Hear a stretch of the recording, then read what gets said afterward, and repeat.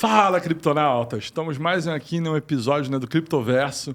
Hoje eu vou entrevistar ele. Gente, olha, esse cara está fazendo um bem enorme para a nossa, né, comunidade. Então aqui é um programa, né, especial, porque é um programa para a gente agradecer a ele o que ele está fazendo para todos nós e vocês vão entender. Espera aí que vocês vão entender. Ele é especialista em desenvolvimento, né, de negócios e é exatamente por isso que ele está fazendo um bem enorme para a gente. Ele dá parte, né, de parcerias e produtos, tem mais de 7 anos de experiência dentro desse mercado, tanto na parte, né, de pagamento, quanto na parte, né, de crédito, investimento e de criptomoedas em geral. A sua carreira tem a parte, né, de liderança de várias iniciativas de integração com o mercado, né, de criptomoedas. Entenderam? A parte de pagamento e criptomoedas ficou mais claro agora? Isso em grandes redes, não é para fazer para uma lojinha específica no seu bairro. É para a gente atacar de braçada com redes grandes, como, por exemplo, a Neboali, que depois a gente vai falar um pouco mais sobre isso, que é pequenininha, né? Depois a gente vai falar o número de lojas. E está com participações em eventos, né, internacionais, da Fireblocks Sparks e da La BitConf. Ele tem, né, formações em relações internacionais, pelo mesmo lugar que eu estudei, em Mari também, na UFRJ. Ele é especializado em finanças pela PUC do Rio Grande do Sul e tem uma parte, né, de capacitação em blockchain. Ele é fundador da Bitcorda, vamos falar bastante disso hoje, que é também focado na parte de educação, né, de Bitcoin, né, no Brasil, um pouquinho do que a gente está fazendo aqui também, né, com vocês. E ele também, atualmente, né, trabalha na Horizon Pay. Está sempre inovando na parte de infraestrutura da parte, né, de pagamento, que é o que interessa para a gente, é usar o nosso Bitcoin também, de vez em quando, a gente quer gastar um pouquinho também. A gente merece, né? E o seu grande objetivo, né, de vida é fazer essa, né, conexão entre o mercado, digamos, né, que é tradicional, Fiat, né, do legado, né, do legacy, que um dia vai acabar, e o nosso mercado de blockchain, de Bitcoin e tudo que nós estamos construindo. É ele mesmo, é o Vinícius Córdova. Seja muito bem-vindo, Vinícius. Muito obrigado por estar aqui. Agradeço muito essa introdução. Não esperava que fosse ser tão grande. Obrigado, às vezes, para estar aqui, né, você vai revisando a sua vida e aí você vê realmente quanta coisa você fez. E às vezes a gente no dia a dia, na correria, não para prestar atenção, né? É um fato. Quando eu cheguei aqui, eu estava até mostrando para vocês um celular velho que eu tinha. Um dos preços, foi um dos primeiros que eu comecei a olhar sobre Bitcoin. Mas vocês vão perceber que preço é apenas um detalhe. Tem muito mais por trás de Bitcoin aqui que a gente vai falar. O Bitcoin, ele é uma revolução muito mais importante do que simplesmente a gente olhar para o preço. O preço, depois que você entende, ele passa a se tornar apenas um aspecto do Bitcoin. Uau. E é isso que a gente vai tratar aqui e falar bastante. Muito. Bom, a gente já viu que vai ter um programa intenso aqui hoje.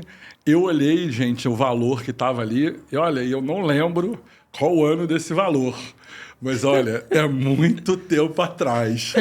Faz bastante tempo. Então, ele não está, né, de terno aqui à toa, ou de blazer aqui à toa. E esse garoto que parece ter 20 anos, não tem 20 anos, está um pouquinho mais. E, ó, faz tempo que ele está no mercado. Mas antes de passar a palavra para ele, eu passo para a Mari. Mari, diz para a gente quais são as pessoas que botam satos no nosso bolso, quem são os patrocinadores aqui, né, do Criptoverso. A gente se tornou embaixador da BingX no ano passado, então... É verdade. Se você quer abrir uma conta em algum tipo, né, de corretora para comprar, né, volumes, né, de Bitcoin com bom preço, a BingX é uma boa opção. Ela é uma corretora em Singapura, eu sempre erro o local, Acerta, gente. acertou. Acertei. Um dia eu acerto, né, completamente isso.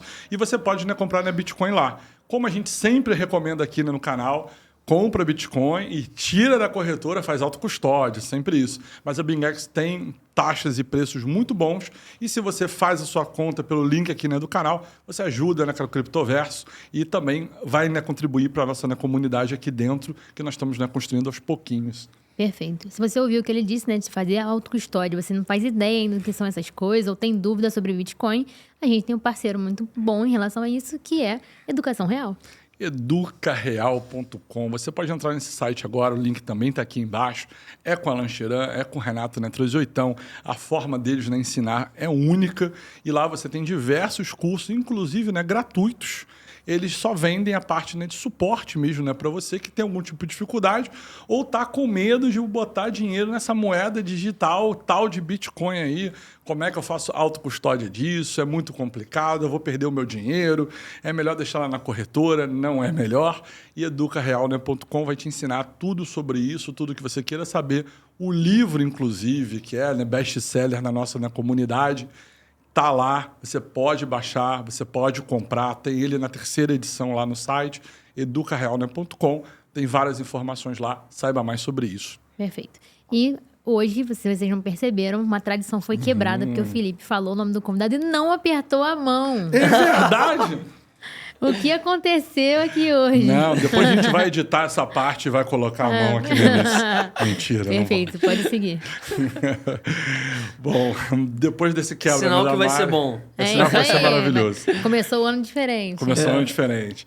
E vamos lá, Vinícius, para entender, você outro dia nasceu, né? Então, assim, né? Como é que você começou a ouvir falar de Bitcoin? Por que você buscou saber sobre isso? Eu vi, né, dentro lá da sua formação que você foi para relações, né, internacionais.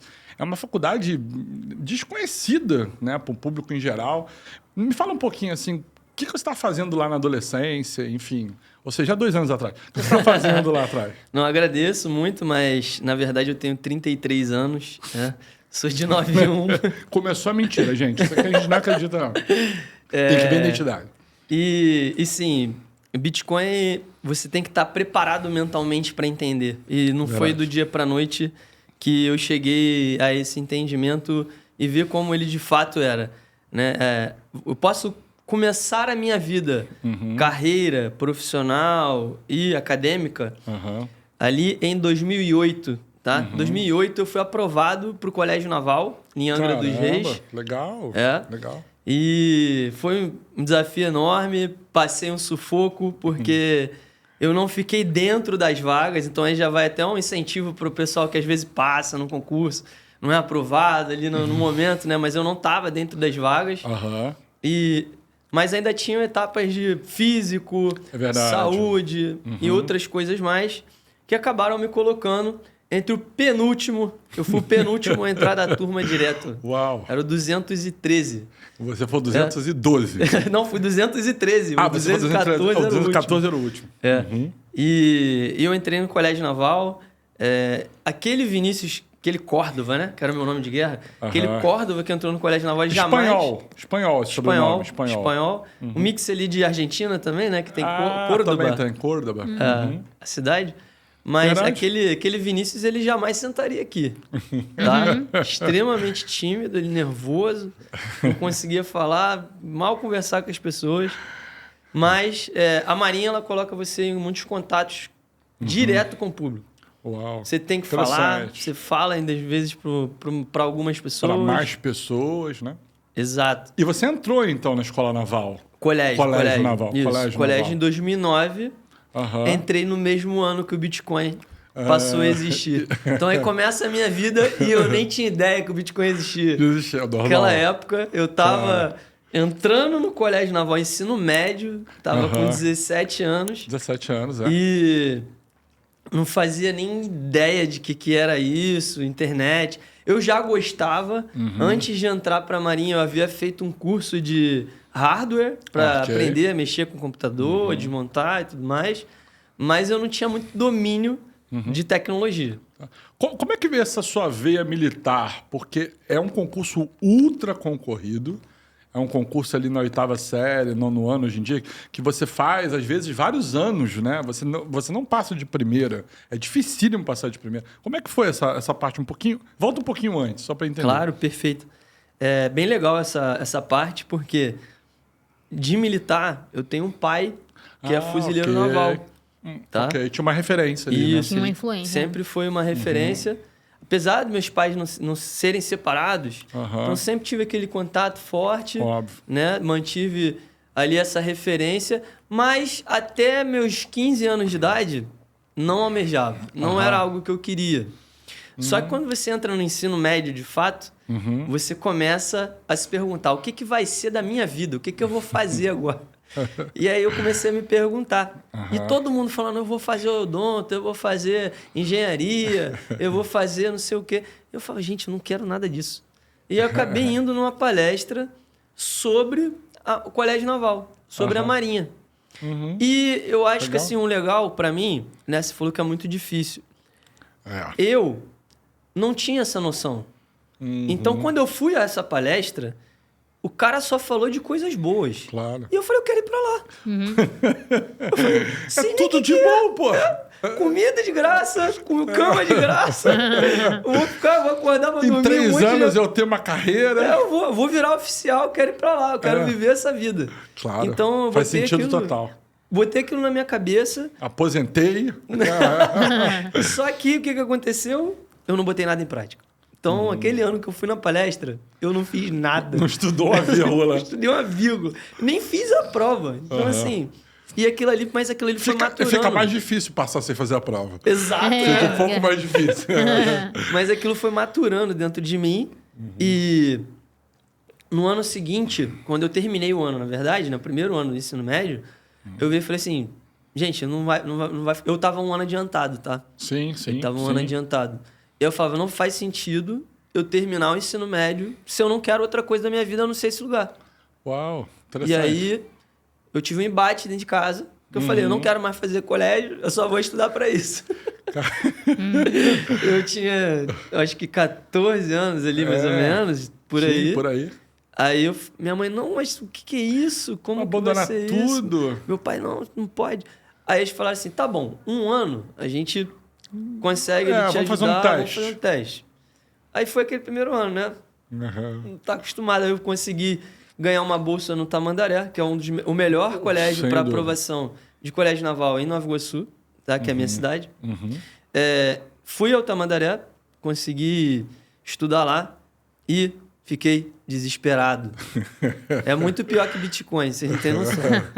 É muito pior. E aí, assim... É super difícil. Eu lembro que teve uma reunião com... Não é reitor que fala, é o dono do colégio, né? Diretor, talvez. Diretor. E ele me chamou à sala dele com a minha mãe, porque a gente estava estudando ter bolsa ainda.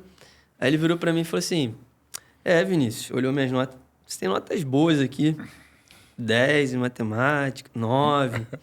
Aí, você tá preparado para tirar 5? Aí eu falei assim, entendi nada, né? Como assim, aí, né? Pois é, aqui não é fácil não. Aí eu falei assim, vambora. Obrigado, né? Aí comecei a estudar, entrei lá pro Tamandaré e foi de fato isso. Era meu pesadelo, assim. As provas eram horríveis, terríveis. Eu lembro do primeiro dia de aula. Você tem noção? Eu lembro do primeiro dia de aula. Traumatizante, não? Traumatizante. Mas também porque era legal. Eu tive um professor de matemática, de aritmética, que era o Lacerda. Aí eu lembro até hoje, ele escreveu no quadro assim, aí botou multiplicar. Aí ele parou, aí começou a botar a mão no peito assim, foi caindo. Aí foi caindo. Aí ele caiu no chão, eu falei assim, caraca, primeiro dia o cara já morreu, cara. Aí ele levantou com a mão assim e escreveu dor. Eu falei, não acredito, cara. Multiplicador. E foi assim que começou. Aí era difícil, mas eu tinha professores bons, esses caras se empenhavam em dar aula. E ficou mais leve. Só que, de fato, eu não era muito bom. Matemática não era o meu forte. Difícil de acreditar tendo passado na prova. Sabendo que é o Brasil todo disputando. Exato. E tendo passado na prova. Só para as pessoas entenderem. É o Brasil todo disputando isso. Então aqui vocês vão saber em primeira mão um milagre que aconteceu na minha vida. Vai chegar lá. Vai chegar lá. Tá? Acredito muito em Deus, sou cristão. Também sou. Mas vai chegar esse momento. E aí a primeira vez que eu fiz, fui reprovado, tá? Então eu entrei em depressão mesmo. Foi a primeira da minha vida, assim. Eu nunca tinha tomado um não tão forte, né? Não existia nada que fosse tão intenso de negativo assim na minha vida. Imagina algo que você quer muito, muito, muito, muito, muito, com todas as suas forças.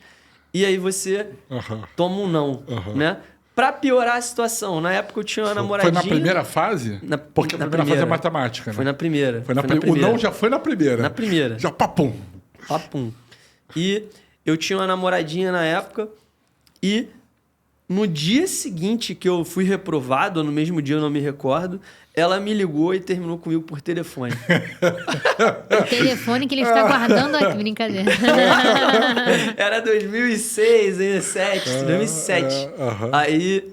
Ou seja, tava tudo dando errado.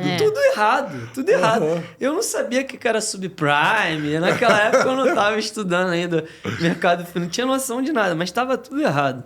E aí, né, foi a primeira vez que eu entrei numa terapia de fato. O profissional era excelente, então ele me ajudou muito a me recuperar ali daquele momento. Foi tão rápido que consegui voltar a estudar. E o meu pai, ele era resistente a eu continuasse estudando mais um ano. Interessante. Muito resistente, mas eu falei, é o último. Por quê? O Colégio Naval tem um detalhe. Tem uma no idade. dia que você entra, você não pode ter 18 anos. Então não você... é no dia que tu faz a prova. Não. É o dia que tu vai no dia entrar. que você entra. Então, assim, era a minha última chance, porque eu tinha 16, mas eu faço aniversário no final do ano. Então, se eu tivesse deixado mais um ano... Já era. Já Acabou. era. E beleza. Fomos lá, fiz essa força, né, pra ir novamente. Claro. E aí, o que aconteceu de novo? Ruim pra caramba em matemática. Mas passou. Calma. A primeira fase. Aí eu falei assim, já anotando algumas capacidades, né? Eu falei, ó, não sou bom em matemática, então eu tenho que ir bem no resto inteiro.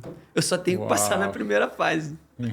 Aí, fui lá, me empolguei muito, estudava muito. Aí vem outro fato, né? Se eu era ruim em matemática, e o cara falou que eu era ruim, as minhas notas em matemática, antes de eu estudar para o Colégio Naval, eram todas 10. Em português era 2, tá? 2. Bota isso na cabeça também, vou voltar aí. E aí eu falei, pô, como é que eu vou ficar bom em português, cara?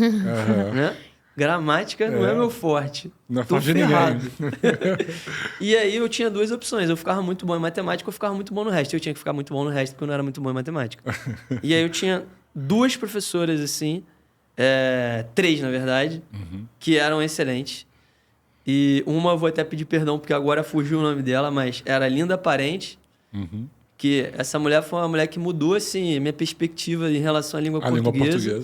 Ela não passava somente uma aula de língua portuguesa, ela dava uma história de português. Então, cada palavra tinha um significado, vinha do grego, latim, então ela puxava tudo e ficava tudo mais interessante. E eu consegui ter aquela prazer, né? vontade, prazer de estudar. Claro. Né? Tinha a Luciana, que ela também me ajudava com a parte de redação.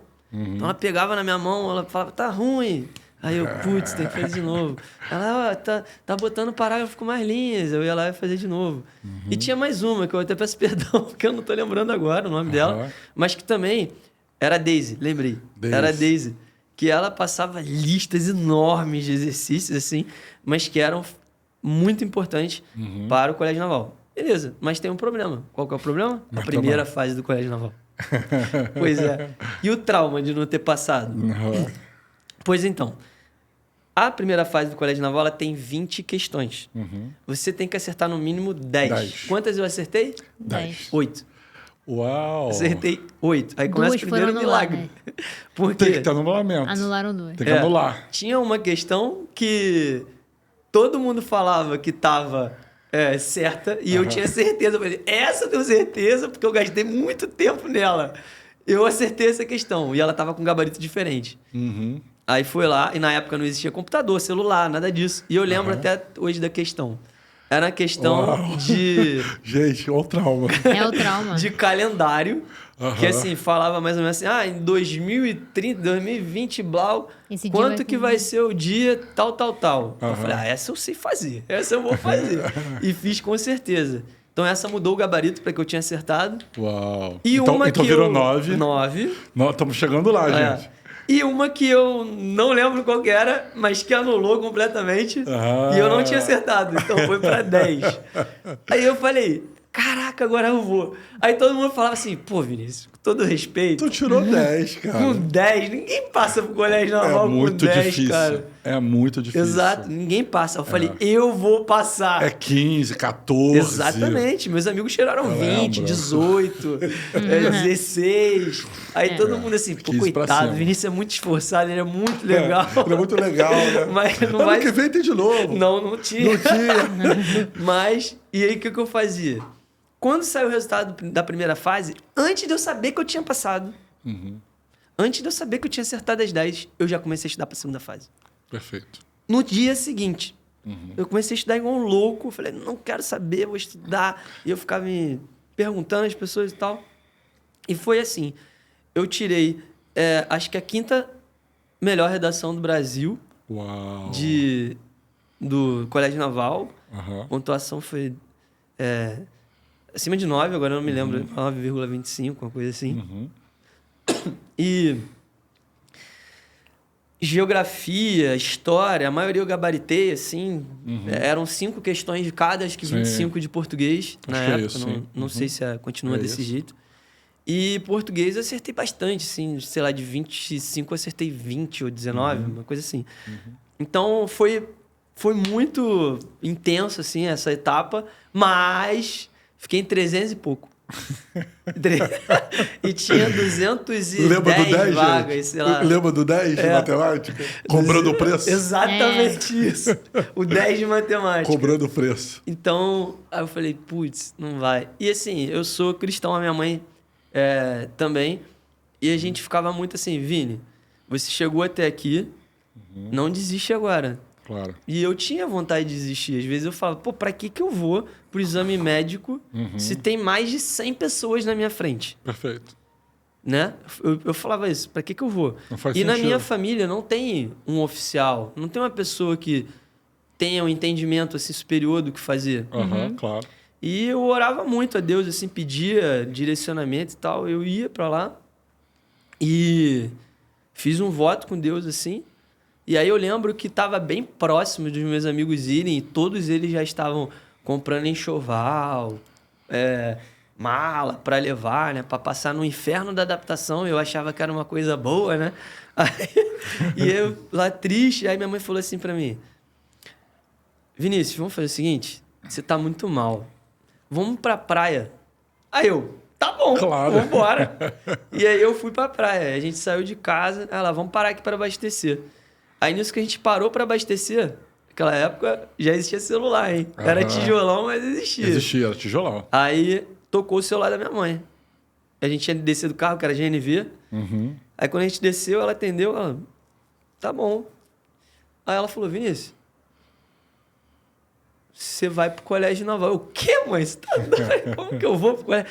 Tem um sargento aqui me ligando, falando comigo que você vai na turma que vai entrar. Uau. Vamos voltar para casa agora, porque você tem que comprar um enxoval que daqui a 2, 3 dias você tem que estar lá. E foi isso. Aí eu falei, caraca, vambora. Aí fomos lá, voltamos e pronto. Aí começou o inferno da minha vida, né? Fui pra Marinha. Mas foi um inferno bom. Foi bom. Tem 2 coisas que eu acredito que devem ter sido muito interessantes, né? Porque quem consegue passar numa prova tão seletiva quanto essa, tão complexa quanto essa, em geral, a galera que mais se esforçou na adolescência é a galera que mais lutou por aquilo. Então, eu vou usar essa palavra meio nerd, porque eu também sou nerd, é a galera mais nerd. Então, quando você chega lá, não é a galera que era os líderes das turmas anteriores. É uma galera mais nerd, mais reservada, mais tímida e tal. Então, é todo mundo meio que o mesmo perfil, não é isso a ideia? Ou mais ou menos? Mais ou menos. A minha turma se distou um pouco, a turma 09. Provavelmente vai ter alguém me vendo aí, ouvindo, e sabe o que eu tô falando. Minha turma gosta da bagunça, galera. Boa. O pessoal era meio diferenciado, né? Minha turma ficou conhecida na Marinha. Não era tão assim. Não era tão nerd. A 01, assim. 02. Mas o pessoal tinha assim, seus destaques ali. Eu tenho um amigo, o Queiroz, né? Ele... agora tá dando aula na Universidade Americana. Foi o primeiro de incrível. turma. Tenho outros amigos que se destacam em várias áreas do mercado. Tem gente que é influencer, né? Tem ali o o Eusébio, que é influencer de fisiculturismo. Tem outros amigos também, influencer de concurso. Tem pessoal que está se destacando muito dentro da Marinha, indo a viagens fora do país, fora de sede. Tem amigos, enfim, todas as áreas possíveis, assim. Porque o Colégio Naval, ele tem 2 pontos muito interessantes. Primeiro, de você ficar dentro, internato, né? Semi-internato. Então, você só sai final de semana. Quando não faz algo errado. Exato. Deixa esse detalhe em off. Mas quando você não faz algo errado e quando você pega serviço. Por quê? A gente tem no Brasil o ECA, Instituto da Criança e do Adolescente. É verdade. Que só funciona com exceção das escolas militares. Porque lá não tem ECA. Gente de 15, 16, 17 anos pegando serviço de madrugada, de 0 a 4 da manhã, meia-noite às 4. E não tem essa conversa. Não. O ECA funciona com outras pessoas. Com outras coisas. Não dentro da Marinha, da Aeronáutica. Hoje até que tá um pouco mais soft, assim. Já melhorou bastante em relação a isso. Mas algumas coisas ainda devem permanecer. E essa questão do serviço é uma delas. Legal. Já te traz o senso de responsabilidade. Você, conforme vai evoluindo nas turmas, você pega um senso também de liderança. Claro. As turmas... Dentro do Colégio Naval, eles têm uma disciplina que é o seguinte. Embora existem militares que coordenam os oficiais, conforme você vai subindo no ano, você tem tarefas que remetem à liderança. Perfeito. Então, eu no primeiro ano, só subordinado, faz o que todo mundo pede. Cara, qualquer Pediu, coisa... tu faz. Acabou. Exato. Correu, corre. Parou, para. Faz, flexão faz, então qualquer coisa. Agora, conforme você vai passando os anos dentro do Colégio Naval... São 3, são 4? 3 anos. São 3 anos. 3 anos, ensino médio. Ensino médio mesmo. Isso. Quando você vai passando... Só... Vontade. Você vai tendo responsabilidade. E você pode, por exemplo, assumir chefia de algum setor, de alguma área. Claro. Então, o que isso é bacana? Ele... dá para pessoas muito jovens responsabilidade. E não são responsabilidades pequenas. Eu tenho amigos que cuidavam de setores financeiros, por exemplo. Claro. Já com... né, ali estava com... 15, 16, 17, mas um pouco mais velho, porque 18 para cima, ali, porque é a partir do 3º ano. Né? A SAG, que é a Sociedade Acadêmica Greenhill. Ali dentro da sociedade acadêmica, eles cuidavam da parte financeira de algumas coisas. Então já tinha uma responsabilidade muito grande. E eu, assim, quando você entra no Colégio Naval, você é estimulado a escolher um esporte. E eu falava assim, não, eu quero ser xadrez. Forte. Né? Não. Esse aí até tem também, mas você pode fazer em paralelo, porque o xadrez ele é mais um... esporte mental. Não, é o que lá a gente chama... físico. A gente lá não enquadrava ele como esporte, mas sim como um centro acadêmico, alguma coisa que você pudesse usar no seu tempo livre. Entendo. E dentro do Colégio Naval, assim, você é muito estimulado a todos os seus limites, seja ele acadêmico, físico mental, até horas de sono. Você dorme muito pouco para um jovem. Sim. Né? E porque lá, basicamente, tudo que você faz, desde a hora que você acorda até a hora que você dorme, é rotina. Só que você estuda fora da hora da rotina. Porque não tem tempo para estudar na rotina. Claro. Então você vai estudar o quê? É de 10 às 6 da manhã.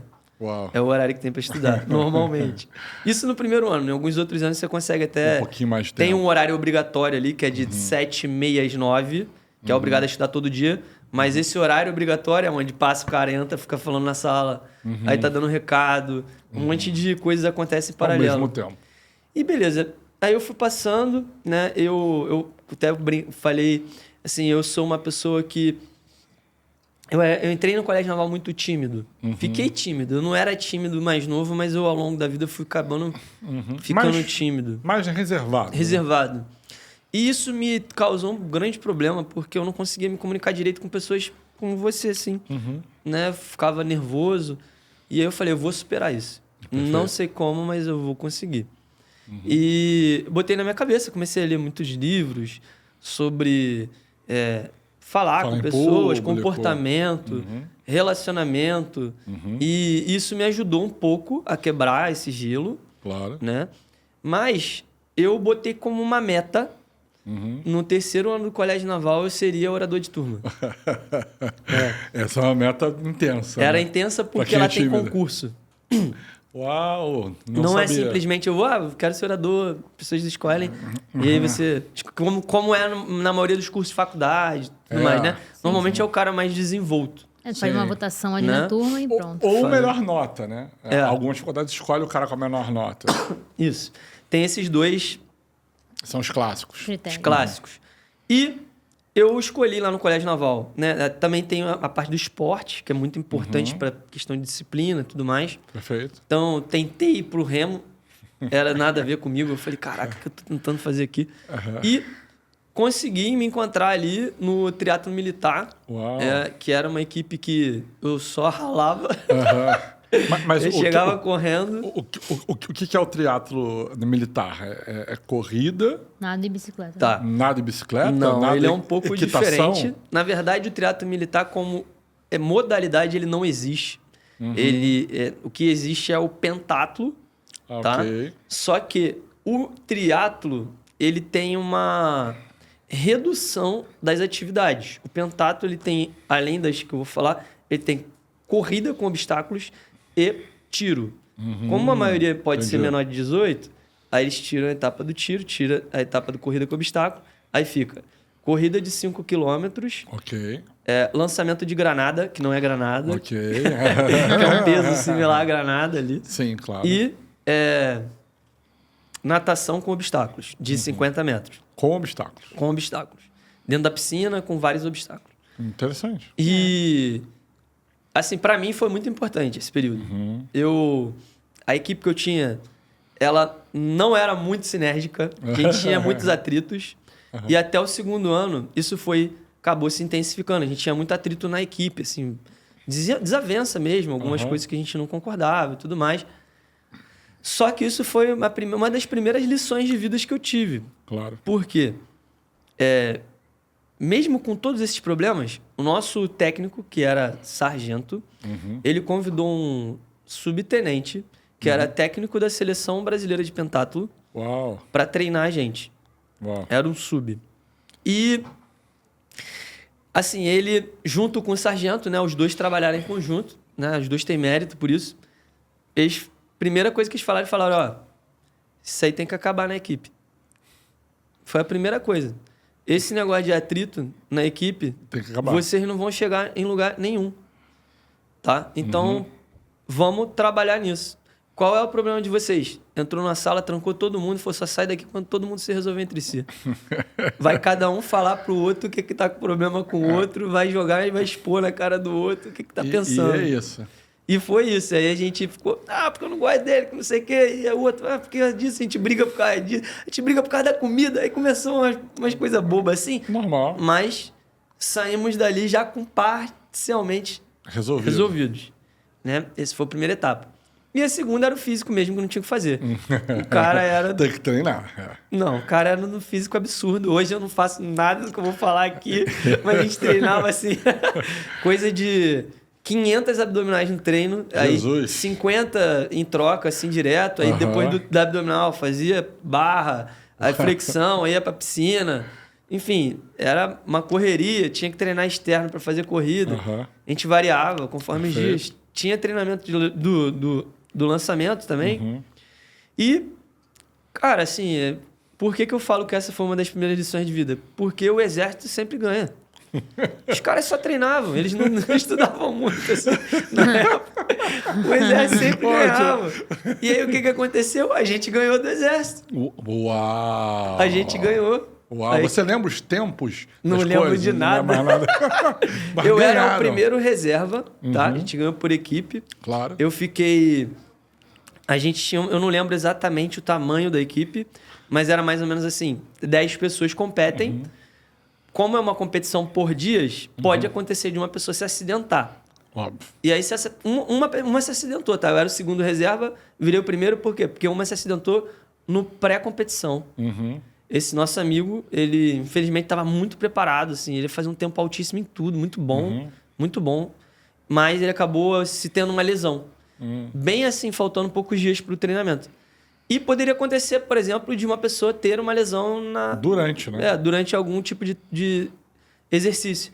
E aí o que acontece? O reserva ele fica para cobrir o tempo daquela pessoa na outra modalidade. Claro. Tá?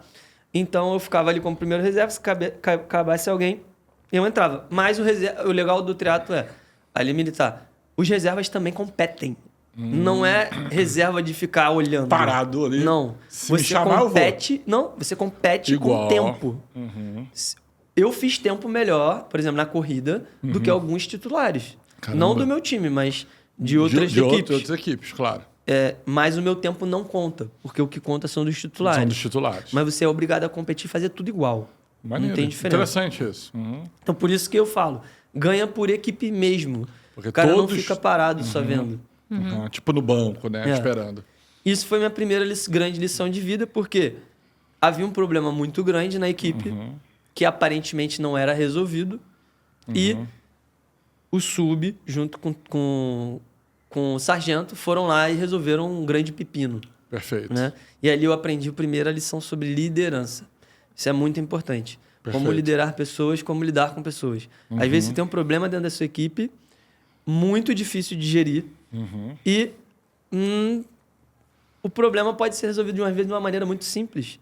Um bate-papo, um olho no olho, falar a verdade, o que pensa, o que quer ouvir, às vezes, o que não quer ouvir. O que não quer ouvir também vem. E beleza. Natural. E aí eu estava no segundo ano, fui para o terceiro. Aí eu já tinha me sentido um pouco realizado. Eu falei, eu quero mudar um pouco de equipe. Aí no terceiro ano, eu tentei algumas outras equipes, acabei ficando um pouco mais de tempo na orientação. Perfeito. E fui, terceiro ano, fiz o concurso de oratória, deu super certo.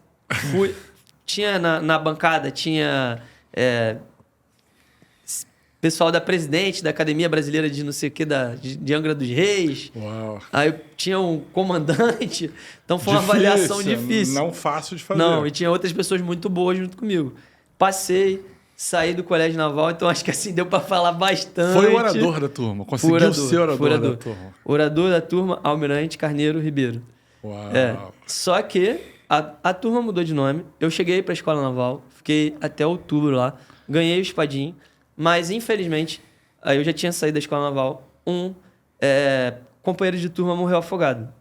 Sozinho. Uau. Ele estava treinando, acabou se afogando. No mar mesmo? Não, na piscina. Caramba. Foi uma eu tragédia. não sei nem entrar muito em detalhes assim, porque eu não estava lá ainda. Claro. Mas a turma acabou mudando de nome. Hoje, a nossa turma se chama Aspirante Vitor Lauria, em homenagem ao Vitor Lauria. Foi o aspirante que faleceu. Justa homenagem. E a gente continua mantendo amizade. Estive com eles esse Fez ano. a viagem de ouro? Não fiz. Porque eu saí antes. É verdade. Sim, saí em 2012. Aí fui fazer... Por quê? Por que tu resolveu sair? Pois é. Tava com a carreira militar já ali, engavetada, bonita, né? Tava tudo. Hoje você Foi minha primeira ilusão. A segunda foi lá no Bitcoin, que a gente chega lá. Estamos chegando. Mas você estaria com a carreira militar. Hoje você seria o quê? Hoje eu seria depois de capitão de corveta, por aí. Ou seja, daqui a um pouquinho já aposentado, porque aposenta cedo porque começou lá cedo. Exatamente. Tem meus amigos que já estão cheios de cabelo branco, mas estão se aposentando. Eles estão bem. Mas por que aconteceu nesse ínterim para você falar, pô, não? Dar não é isso, né? Eu comecei a me interessar por outros assuntos. A Marinha, ela, assim como qualquer força armada, é essencialmente, principalmente na parte de estudos, voltada para exatas. E eu comecei a me interessar muito por humanas. Relação entre pessoas, internacional. Que você viu isso na Marinha, né? Eu frequentava, antes ainda de ser orador de turma, simulações da ONU. Então eu ia nessas simulações como representante de alguma delegação. Turca, brasileiro, já ganhei destaque. Delegado brasileiro, eu fui destaque da simulação. Então é como se eu ganhasse uma honra ao mérito. Eu fui o melhor participante. Entendi. Né? Então isso começou a me brilhar muito os olhos. E eu falava, poxa, para mim faz muito mais sentido eu representar o meu país. Eu ainda não perdi o ímpeto de patriota, Claro. né? Como diplomata, tá? E aí Ok. eu poderia ir para 2 caminhos. Ficar na Marinha, tentar ser diplomata, que é Claro. muito difícil. Porque Muito mais exige- difícil. exige você de um tempo de estudo e dedicação muito grande. Ou fazer uma faculdade. Eu tinha 3 frentes. Direito, Economia e Relações Internacionais. Relações Internacionais era uma faculdade recente, como você falou. Não estava É desconhecida, né? Tava no super radar de muita tanto- gente, né? conhecimento. Mas, como o meu foco era o Itamaraty, então eu olhava assim...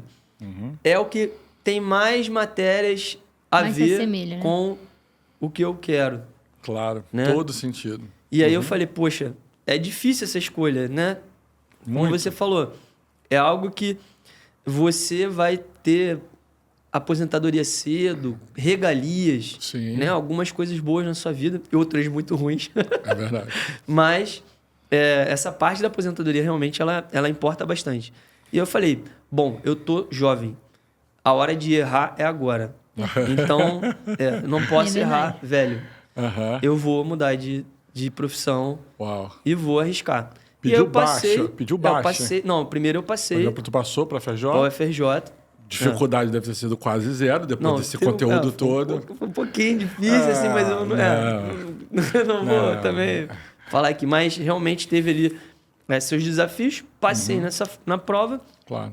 fui para Relações Internacionais. Em Relações Internacionais, aí mudou um pouco a vida. Por quê? A Marinha, querendo ou não, eu ganhava muito pouco, assim, menos que um salário mínimo. Aham. Mas eu só saía final de semana e eu tinha alguma coisa, então, para poder viver. Sim, E aí eu passei a não ter mais renda. Eu não venho de uma família abastada, sim, então eu não era bancado pelo meu pai, nem pela minha mãe. Não tinha o que fazer. claro. E aí eu tinha um ciclo de vida muito pequeno. Tudo era muito calculado. Eu falava, eu não podia pegar estágio, né? Porque a faculdade te obriga a fazer períodos Integral. ali. Acho que são 3 períodos ou 2, se não me engano. Que você é obrigado a estudar sem fazer estágio. Então eu falei, eu vou pegar todas as matérias que eu puder, eletivas, nesse semestre. No primeiro não pode, porque você não pega Sim. eletiva no primeiro. Sim. E aí eu peguei todas as eletivas no segundo. Que eu Todas pudesse. as eletivas. Eu estudava de manhã até a noite. Aham. Era literalmente. Eu chegava na FND 8, 9 horas da manhã e saía da Praia Vermelha 10 horas da noite. Uau. Essa era a minha vida. Eu vivia assim 1 ano praticamente, Aham. só estudando. Mas era aquilo. Só dinheiro da passagem e bandejão. É isso. No máximo, assim. É o dinheiro que dava. Era o dinheiro que dava. E eu tinha. morava em Nova Iguaçu. Sim. Que Não- é uma não distância mudei. bem boa A da Urca, passagem era gente. cara. Muito. Exato, É bem, exato. é bem boa da Urca, a Exato. passagem é cara. Eu também não posso falar muita coisa, não. E aí, bom, vivi essa vida bem complicada. Aí vem o segundo momento ali que Deus aparece na minha vida, né? Pra eu continuar em Perfeito. relações internacionais. Como é que foi? Aham. Eu tava precisando muito crescer na vida, assim, porque eu já não tinha mais dinheiro. Tava desolado. Tava no limite do limite ali. Aham. Aí eu falava, cara, não sei o que eu faço. Porque eu não tinha como trabalhar. Tentei ser corretor de imóveis. Não ganhei nada. Não vendi nada. Como a maior parte, inclusive. Exato. E aí, eu falei, preciso de um estágio. Estágio mesmo. E eu fiz muitos processos seletivos. Assim, muitos.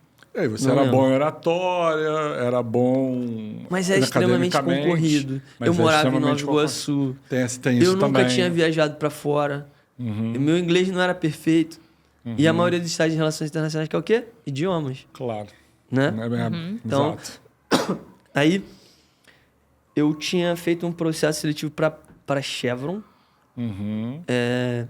que eu não imaginava que eu ia passar. Pô, eu estava numa sala, tinha uma mesa gigante, todo mundo tinha ido para fora, todo mundo era filhinho de papai, todo mundo bem vestido, e eu tava ali assim, mais ou menos. Como ali. quase todo mundo que estuda na FRJ. Exato. Aí eu falei, mano, eu vou dar meu melhor aqui, como eu faço. E fui lá. Uhum. E aí, passei para a segunda fase. Perfeito. Só que a segunda fase tinha um problema. A entrevista era toda em inglês. Aí eu falei, mano, como que eu vou Como fazer isso? E aí tinha um tempo de preparação para a segunda fase, que não era tão rápido a contratação. por muita sorte, na época, a UFRJ estava tendo algumas aulas com professores estrangeiros. Lá no Campus de Letras. Perfeito. Lá no Fundão. Fundão. Então eu ia pro Fundão, de manhã. Que é longinho, gente. Longinho. É longinho, bem longinho. Aí eu estudava de manhã até a tarde, só isso. Estudando. Falando com o pessoal em inglês. Só inglês. E eu forçava, né? Claro. Consegui ser aprovado ali na Chevron. Na Chevron. Fui pra lá. Na verdade, aí eu demoraram muito pra me dar o resultado. Aí eu falei, vou mudar pra direito. Mudei. A UFRJ tinha 5 anos que ela não abria transferência interna. Aí abriu. Quando abriu, que eu fui mudar, no dia, a minha matrícula foi pra FND. Uau. E a mulher me ligou. Vinícius, você foi aprovado no estágio da Chevron. Eu falei, meu Deus, eu preciso de dinheiro. Eu não tenho como ir pra FND. Aí eu fui eu lá bater na porta do reitor da FND. Cancela, por favor. Cancela, pelo amor de Deus. Não pode. Por favor, não pode cancelar. Burocrata, né? Sabe como é que é o FRJ. Totalmente sei. Nisso funciona. Cara, eu implorei, o cara conseguiu, voltou minha matrícula. Perfeito. E fiquei em relações internacionais mesmo. E o estágio era muito bom para a época. Sim, valores e tudo, que é uma empresa internacional, multinacional. Sim. Assim, gigante, né? Comparado aos meus colegas de trabalho, era muito bom. E eu tinha que falar inglês no trabalho e tudo mais. Então ele me puxou. Eu vou dar uma esticada aí, senão vai ficar muito longo, mas dali eu pulei em 2016 para Estônia. Tá? E um detalhe que eu esqueci de mencionar. Isso é importante. Agora que vai começar. Que a Estônia. Calma aí, estamos na Estônia. A Estônia é importante. É importante. Detalhe que vai voltar. Eu fui para Chevron com um princípio. Eu sempre gostei muito de geopolítica, sempre gostei muito de petróleo. E aí Chevron. Eu queria fazer... Faz sentido, né? Acho que está entre as 4 maiores companhias de petróleo do mundo. Do mundo. E eu queria fazer a minha monografia sobre geopolítica do petróleo. Perfeito. Eu estava estudando a faculdade inteira, eu tinha livro, quase que eu trouxe esse livro, que é O Petróleo, Daniel Yergin. Recomendado por um jornalista excelente, que hoje escreve bastante aí. E, beleza. Só que o que aconteceu? Período Dilma. A economia estava indo pro buraco. Muito mal. Muito mal. Desespero o preço total. do petróleo internacionalmente estava caindo. E aí eu comecei a ver água com gás no escritório sumindo. Tinha Coca-Cola indo embora. Isso aqui eu tinha todo dia lá no escritório, acabou. Aí eu falei, o próximo sou eu. Fez a conta, né? Se dispensaram água com gás. Exatamente. A castanhinha do Brasil. Foi preciso encontrar algo novo rápido. Aí foi lá, consegui fazer alguns processos seletivos e foi pra Estônia. Fiz da Estônia, não passei. Você fez o processo para a Estônia. Mas qual era a vaga na Estônia? Era uma vaga, assim, a Estônia é meio diferente, né? Tudo totalmente diferente. Então eles faziam um processo seletivo que eles pegavam 10 mil pessoas. Uau. Do mundo inteiro. Anywhere. Beleza. Aí, o cara quisesse fazer processo para lá, fazia uma prova. Aí dessa prova ia afunilando. Tinha um outro processo seletivo que era presencial. Várias etapas. E eu fui reprovado na etapa presencial. Tá. Que era a segunda etapa ali, mais ou menos. Terceira etapa, mais ou menos. Mas era na Estônia, o presencial? Era num prédio que eles alugaram e levava a galera e fazia uma dinâmica de grupo presencial. No Brasil? Não, no Brasil. No Brasil. Era Estônia, a maquininha. E aquela verdinha. Ok, não é Estônia, país. Não, Estônia, país, não. Estônia. A maquininha. Stone. Bota pra rodar no modo Estônia, famoso. Tô falando famoso carioquês aqui, Stone. Mas Stone. Vocês vão falar. Mas, beleza. É o Pedra. Pronto. Aí, quando eu fui reprovado, tava o CEO da empresa lá, que era o Eduardo... Era o Edu. Aí o Edu tava lá falando. Aí eu pensei assim... quer saber? Eu vou embora mesmo, tô cheio de dúvida, perguntar tudo. Eu ficava levantando a mão. Aí ele falava, eu levantava a mão. Aí eu perguntava, mas sem zero intenção, juro. Aí eu quero só perguntar. Eu tô cheio de dúvida. Aí esse cara ficou assim, esse cara é chato, mano. É bicho chato, cara. Vai alguém falar com ele lá no final. Aí veio o Guga, que depois virou meu chefe, né, o Gustavo Botelho. E muito obrigado, Guga. Aí ele foi lá e falou assim, pô, tô vendo aí que você gosta de falar, hein? Vamos bater um papo? O que você gosta de fazer? Aí eu tava meio com raiva, né? Porque eu tinha sido reprovado. O que você gosta de fazer? Aí eu falei, pô, o cara quer me entrevistar aqui agora? Eu falei, não, eu gosto de jogar videogame. Aí, que tipo de videogame você gosta de jogar? Qualquer um. Counter-Strike, jogo de tiro. Aí comecei a ficar falando, pô, legal, cara. Pô, bacana, você é um cara maneiro. Toma aqui meu cartão, me liga depois. Aí eu falei, esse cara quer meu cartão. Que doideira. Aí eu fui, depois liguei pra ele, a gente fez o processo seletivo, passei. Tô resumindo bastante a história, essa ela também é longa. Mas fui pra Stone ser comercial. Fui um dos primeiros equipes comerciais da Stone no Rio de Janeiro. Tá? Okay. Ele era o líder. Já existia equipe antes, mas era desestruturada. A estruturada mesmo, ele foi o primeiro líder. E começou o polo do Rio de Janeiro com ele. E aí é isso, abordar o comerciante, fazer ele aceitar a maquininha com as taxas que vocês têm. Só que tinha um problema muito grande aí. Eu não tinha noção de valores, de volume, transação, nada disso. Então, eu era o pior vendedor da equipe. De todos. E aí, um dia, o Guga virou pra mim e falou assim, Vini, vamos bater um papo? Aquele videogame, sabe, que tá jogando? Aí ele, pô, seguinte, cara. Tu tá em Você último. tá indo mal. E tem alguém querendo muito a sua cabeça. Aí eu falei, sério? Sério, cara. Não é brincadeira. Não era ele, era chefe dele.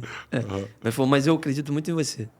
E eu quero muito te ajudar. O que eu preciso fazer aqui para te ajudar, para você melhorar?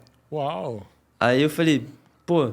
Legal o líder, né? Não, sim. O Guga é líder, sensacional. Né? Legal ele o líder, né? E outra, mais novo que eu. Uau! Ele já tinha essa pegada. Ele sempre foi excelente, cresceu muito na Stone, deu muito resultado. Ele era um cara excepcional. Uau! E aí eu falei, poxa, eu não tô sabendo vender. Eu tô circulando, fico circulando, não sei o que fazer. Aí não tem problema não, vou fazer o seguinte...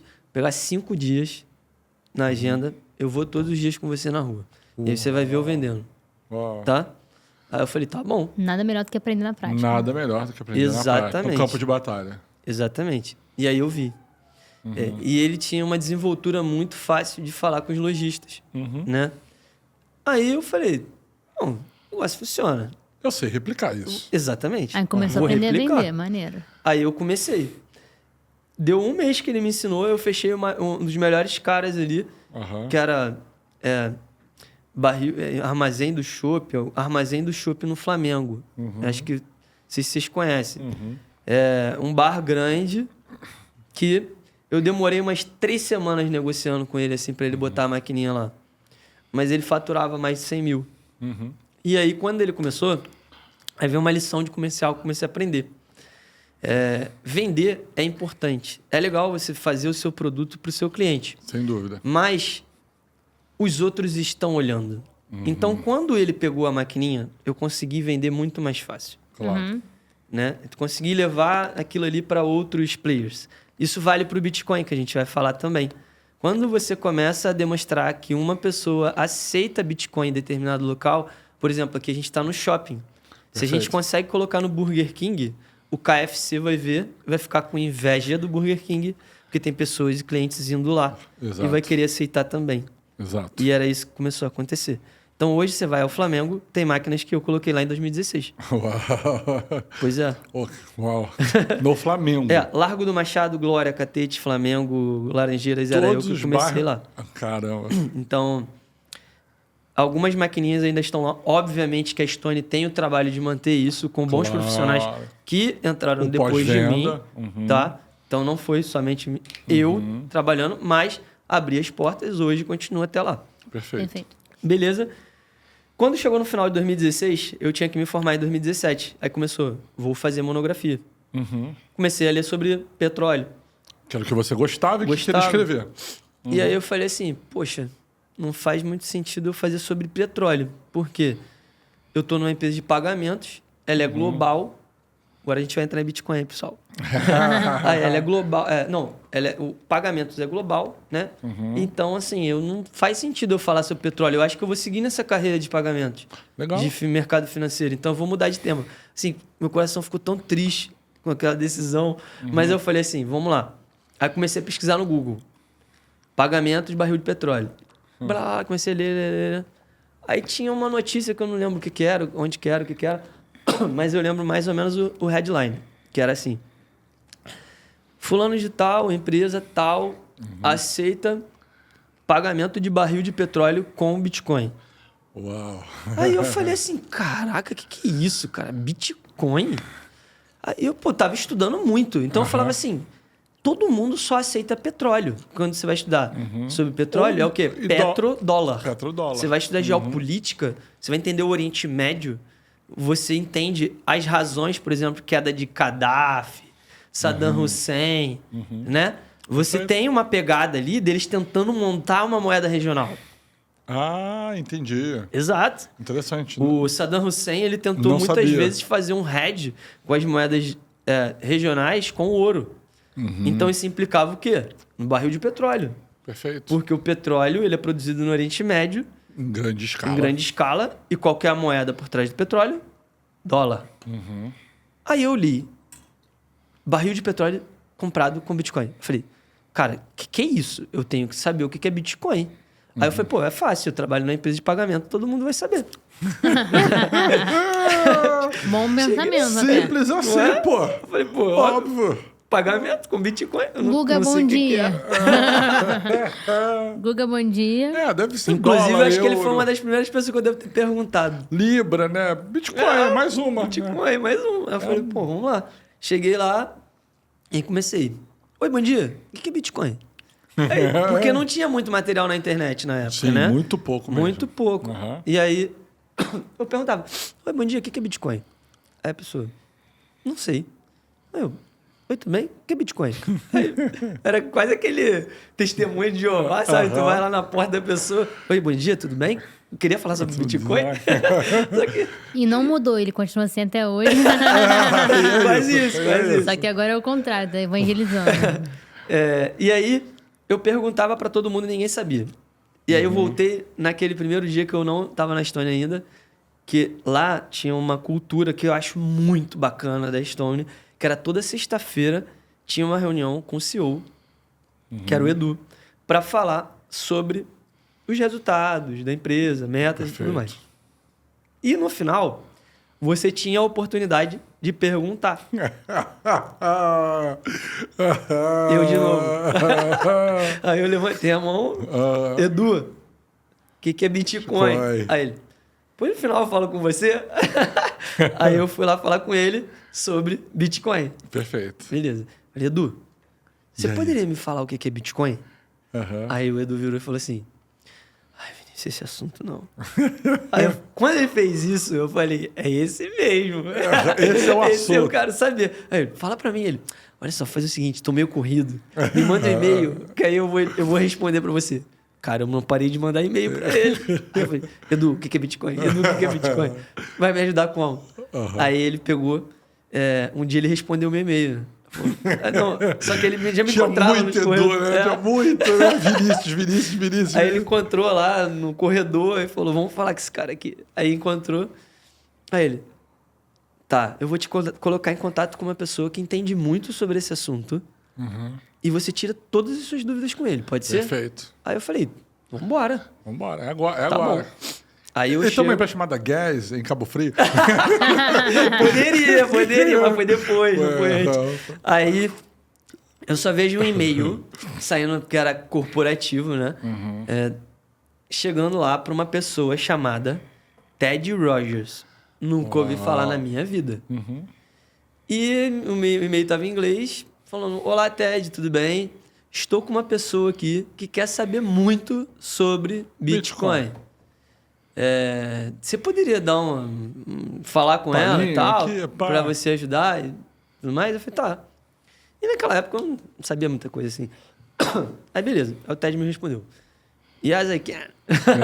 Aquela época lá. E eu fui atrás dele, tentando marcar uma reunião. Como é que era a reunião naquela época? Skype. Era o Skype. Skype. E para marcar Skype, pega o número, não sei o quê, vamos marcar o horário. Moral da história. Ted Rogers era, na época, CEO e presidente da Zappo. Maior wallet de Bitcoin da época. É verdade. Caramba. E aí eu falei assim, eu não sabia. Né? Sempre ignorante ali. Eu falei, então vambora. E aí eu sentei com ele, eu falei assim, Ted, tudo bem? A gente começou a bater papo. Ele falou, você tem 1h e meia pra fazer perguntas. O que você quer falar? Aí eu falei, posso fazer uma entrevista com você? Eu posso escrever tudo? Porque eu não tinha como gravar na época, né? Posso escrever tudo? Porque isso aqui vai ser pra minha monografia. Aí ele, claro, pode. Aí começou. Bom, foi ali, foi convertido pro Bitcoin. Tá no Lattes? Tá no Lattes? Pra gente botar o link aqui. Aí, gente, assim, o que eu posso dizer é que o Ted era uma pessoa à frente do tempo. Tá? Ele tinha entendido mesmo, ele tinha tomado Tudo. a Orange Pill. Total. Total. O que a gente tá vivendo hoje, o Ted me falou em 2016. Uau! Só que eu Magnata. era muito imaturo. 2 halvings antes, gente, só pra ficar claro. Eu era muito imaturo. Eu era Claro, não tinha como você saber tudo, jovem né? que, assim, não venho de uma família que tem noção financeira. A minha mãe, ela é da área de saúde, meu pai é militar. Ambos não são bons com dinheiro, não são bons em lidar com dinheiro, não entendem sobre ganho de capital, nada. E eu era o primeiro que estava me arriscando nessa vida. Esse é o ensino que nós temos no Brasil. Ninguém entende mesmo sobre dinheiro. Exato. É o normal. E aí, assim, tem muitos detalhes que acabam passando, né? Você, ao longo da vida, eu fui lendo ali o Robert Kiyosaki, fui Perfeito. entendendo um pouco mais, fazendo... Ativo passivo. Exato, entender um pouquinho de dinheiro. Trabalhava na Stone, de pagamentos, então eu tinha transação, alguma coisa eu tinha uma ideia, tá? Mas o Ted, eu saí daquela reunião falando, esse negócio vai mudar o mundo. Esse negócio vai mudar o mundo. Aí, Uau. e pode perguntar. Que oportunidade, pra 25 anos, né? Mais ou menos 25, por aí. 26, por 27. Tá, foi no final de 2016 ali. Então, eu, assim, Que tem oportunidade. uma pessoa hoje que ela tá saindo agora da Lumix, né? Que é uma empresa legal também, que é Gigante. a Antônia, né? Minha amiga, né? CEO lá. Ela tá, enfim, vai seguir novas etapas, mas ela me agradece até hoje falando que só conhece blockchain e Bitcoin por causa de mim. Uau. E hoje ela é CEO da Lumix, né? Em vagas muito boas. Por quê? Porque eu ficava enchendo o saco de todo mundo da equipe. Da Ela Stone. trabalhou comigo na Stone sobre isso. A Stone percebeu que eu tinha uma curva um pouco maior do que as outras pessoas para Bitcoin e cripto. E ela me destacou para ser líder de um projeto que na época eles tinham, hoje eu posso falar, não pude por muito tempo, Claro. mas em utility token que eles iriam fazer chamado Brita. Brita, Stone. Né? Quebrar a pedra. Boa, excelente. Aí, quem quiser um utility token, tá aí a dica. Agora pode. Agora pode. Então, eles iriam fazer um utility token e eles iriam me destacar para esse projeto. Perfeito. Então, eu fui destacado para fazer o CPU. Alguém sabe o que é CPU? Tem ideia? Só de computador, né? Tá. CPU, CPU computador. na Estônia era um curso de liderança que se chamava Comer por Último. O líder come Uau. por último. Tem um livro chamado isso. Tá? Perfeito. Então, Faz sentido total. Total. Claro. E aí, fiz esse curso, eu saí da rua, tá? Fui levado para um produto chamado Flip Pagamentos. Foi um dos melhores produtos que eu já trabalhei até hoje, tá? O Flip, ele basicamente concorreria com o PicPay. Perfeito. Nossa. E era um produto fantástico. A Stone matou um produto fantástico, tá? Não cabe a mim aqui julgar o que foram os motivos internos mas, e tal, compliance. Moral da história, trabalhei lá, a gente estava expandindo, eu fazia treinamento de funcionários que estavam entrando na empresa, onboarding, tudo eu era responsável. Eu estava fazendo treinamento de equipes comerciais sobre o Flip. E quando chegou ali por volta de dezembro, eu tive... Assim, eu não sabia que o projeto ia ser morto. Mas eles acabaram me tirando antes de matar o projeto, que foi morto em janeiro. Perfeito. Final de janeiro. Tá? Então eu saí em Você dezembro. tu saiu no fim mesmo. Saí em dezembro. Já tinha entregado a minha monografia. A minha monografia é sobre criptomoedas. Tá? Caramba. Uau. Eu não... Agora eu tenho que pegar o nome exato, mas é alguma coisa relacionada a criptomoedas e como criptomoedas e blockchain vão transformar as relações internacionais através da interdependência complexa. Interdependência complexa é um conceito de Joseph Nye e Robert Kiyosaki, são dois teóricos acadêmicos de relações internacionais que eles têm, dentro de RI, uma teoria de que o sistema internacional ele é anárquico e descentralizado. Boa. Super concordo. Então, quando eu li que, quando eu comecei a estudar sobre Bitcoin era descentralizado e anárquico. Completamente. O que era? Eu falei, bom, tem tudo a ver com a teoria de Joseph Nye e Robert Kiyosaki. Claro.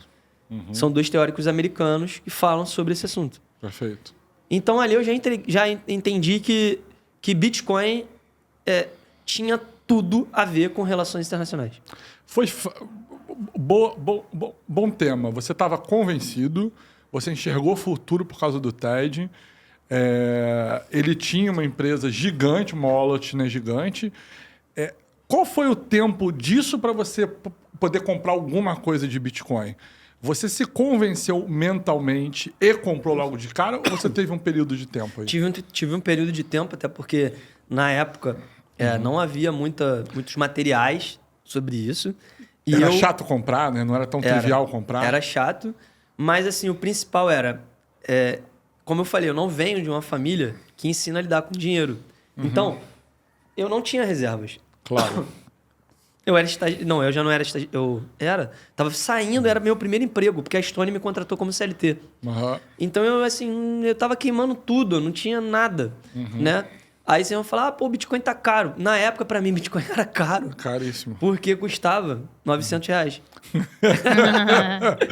Mas eu não tinha, né? Porque sobrava nada. Custava quanto mesmo? R$900. Exato. Cara, é um roubo. R$900 é um roubo. Quem paga o R$900 em um Bitcoin? Quem paga? É um roubo. Aí eu falei, onde que eu vou encontrar isso? Cara, onde que eu vou encontrar... Um mês de salário, praticamente? Pô. Exato, cara. Era isso. Meu pensamento era esse. Um mês de salário pra comprar um Bitcoin. E eu acho que só vale $107 mil.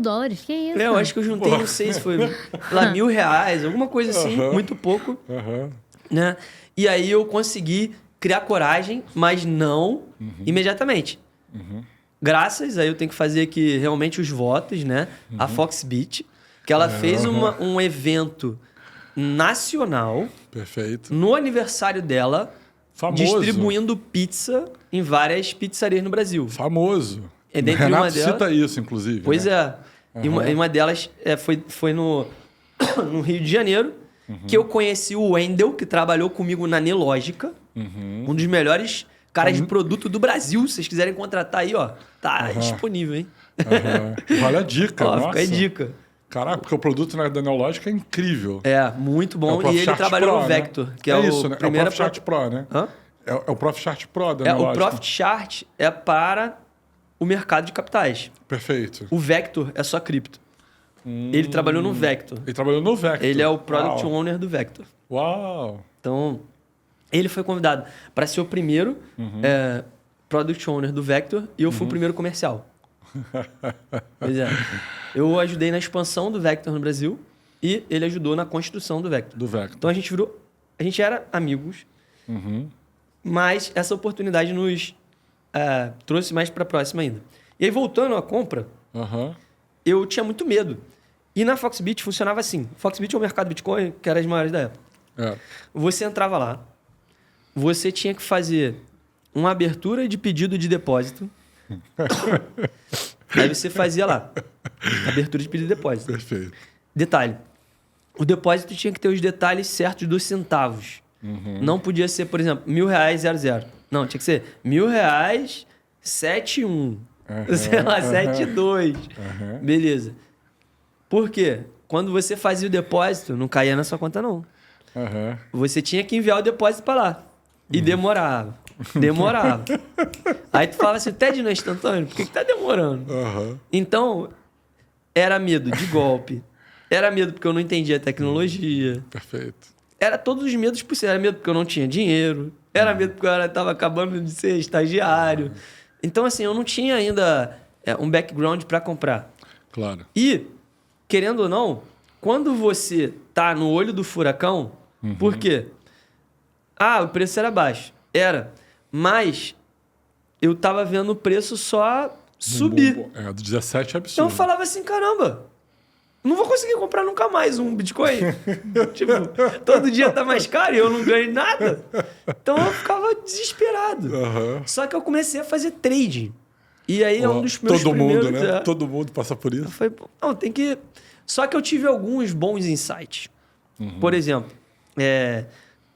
eu fui fazer curso na PUC do Rio de Janeiro. Eu fiz um PUC Introdução a Operador de Criptomoedas. Né? Perfeito. Existia isso já na Professor época? Felipe. Caramba! Isso. Hoje ele não mora no Brasil mais. Ele ajuda aí num banco. Eu esqueci o nome do banco, mas talvez vocês possam me recordar. É um banco de adolescentes. Tá bem na moda, assim. Não conheço. É voltado para o público abaixo dos 18 mesmo. E é muito legal. Esse banco tá dando super certo. O criador foi um dos das mentores ali por trás desse projeto. É o Felipe, que foi o criador do curso de operador de criptomoedas. Tô ativo, né, que chamava. E eu fiz esse curso. Então eu fazia curso, fiz curso na Perestroika na época. Aí eu falava assim, não vou conseguir comprar Bitcoin, mas vou comprar conhecimento, porque esse aí ninguém me tira. Boa. Né? Boa. Então eu comecei a gastar com cursos. Fui estudando, fui atrás. No final de 2017, cheguei a fazer o curso da Universidade de Nicosia. Também recomendo, tem vários cursos de graça, mas tem que saber inglês. University of Nicosia. Muito bom mesmo. Famoso. E eu comecei a estudar muito. Aí nos tradings, algumas pessoas falaram para mim na época já, não gaste seus bitcoins. Faça trade para aumentar Bitcoin. Conselho de ouro, gente. Exato. Conselho de ouro. E aí eu falava, esse aqui já dei como perdido mesmo, esse dinheiro, né? Então eu vou ficar fazendo isso. Eu fazia muito trade. E consegui acumular mais bitcoins. 2017 foi um ano maravilhoso. Maravilhoso. De cripto, porque era só subir, bull run infinita. Quanto que tá o preço da Ripple? Hoje, não tenho a mínima ideia, mas... eu vi bater acho que $2,70, né? Eu vi a 1 centavo. Acho que é isso. Você viu a 1 centavo. Razoável, né? XLM, né? Que é Stella. Abaixo de 1 centavo. Abaixo de 1 centavo. O próprio Ethereum nessa época era, sei lá, R$2, R$3, R$5. Era o Ethereum eu cheguei a ver pequeno. Ele abaixo de $10. Mas eu não tinha noção. E detalhes. Prestem muita atenção em quem vocês peguem conselhos. Por que eu montei o Bitcorda? Tá? Boa. O objetivo é ensinar o básico muito bem ensinado. Por quê? Se você não pega o básico ensinado, você vai embora. Você vai sair do mercado. Você vai ficar no meio do caminho. É um fato. E você vai desistir. E você vai entender por que você vai desistir. Eu fui assim, bem no começo, assim, acho que em janeiro ou fevereiro de 2017, eu fui numa palestra e tinha 3 pessoas. De um dos programadores do Ethereum. Tá? Vitor. Esse cara deu a palestra. Quando chegou no final da palestra, estava assim, mano, eu vou gastar todo o meu dinheiro comprando isso. Tudo. Sério, eu vou pegar tudo, torrar tudo em Ethereum. Aí eu ouvi o conselho errado. Cuidado, vocês têm que entender o básico. Porque o Vitor... Desculpa. Citei o nome, não sei se podia, mas... Agora foi. Programador do Ethereum. E eu ainda tenho muito respeito por ele. Um cara que sabe muito. Ajudou a construir ali a base e infraestrutura do Ethereum. Ele terminou a palestra. O Ethereum tava, sei lá, $15, $20. Eu já tinha comprado a uns $10. Aí ele virou e falou assim, pessoal, eu preciso falar uma coisa pra vocês. Aí eu falei, o quê? Porque ele fez um card de suspense, né? Vendam tudo que vocês puderem de Ethereum. Porque é pirâmide. Esse negócio de preço subir, isso não existe em lugar nenhum do mundo. Porque ele deve ter entrado assim, a centavos, né? Eu não sei quanto que era o Ethereum em 2015 ali, mas ele deve ter pegado a centavos. E ele falava, não tem... Ele já estava rico ali. Sim. Entendeu? Zerou. Já tinha Exato, zerado. ele já tava... Ele falou, não fiquem comprando isso porque vai estourar essa bolha. Mano, imagina eu, um cara que tinha acabado de começar no mercado, ouvindo o King pra mim, o cara falando pra mim, vende. Eu falei, é óbvio que eu vou vender. Eu cheguei em casa, vendi. No dia seguinte... Não, no dia seguinte não, tô exagerando. Algumas semanas depois, Ethereum a $100. $100. Aí eu passava por ele e falava assim, Amigo. eu vou te matar. Eu teria que quintuplicado. O cara acabar meu. com a sua vida. Aí só que eu falava brincando, obviamente. Falava, Claro. pô, cara, o que eu faço com você? Vou arrancar seus pescoços, o que eu faço? Aí ele, cara, foi mal, sei o quê, mas a gente sempre teve um bom relacionamento, assim, tal, gente boa. Depois a gente acabou indo por caminhos distintos. Não sei como é que tá a vida dele hoje, mas é um cara incrível, sabe muito sobre Ethereum e contribuiu muito para a Pra construção comunidade de Ethereum, incrível. de Ethereum, principalmente no Brasil. Perfeito. E tive outras pessoas nesse caminho que eu conheci também. Qual foi, para mim, a grande vantagem de ter entrado em 2017? E não foi financeira, porque eu não estou rico. Se eu estivesse, talvez não estaria aqui agora. Grande vantagem foi networking. Eu conheci, basicamente, quase todos os cabeças de cripto do mercado hoje que continuam. E o que não contam, história triste não aparece no jornal. No Instagram. Tá? Por quê?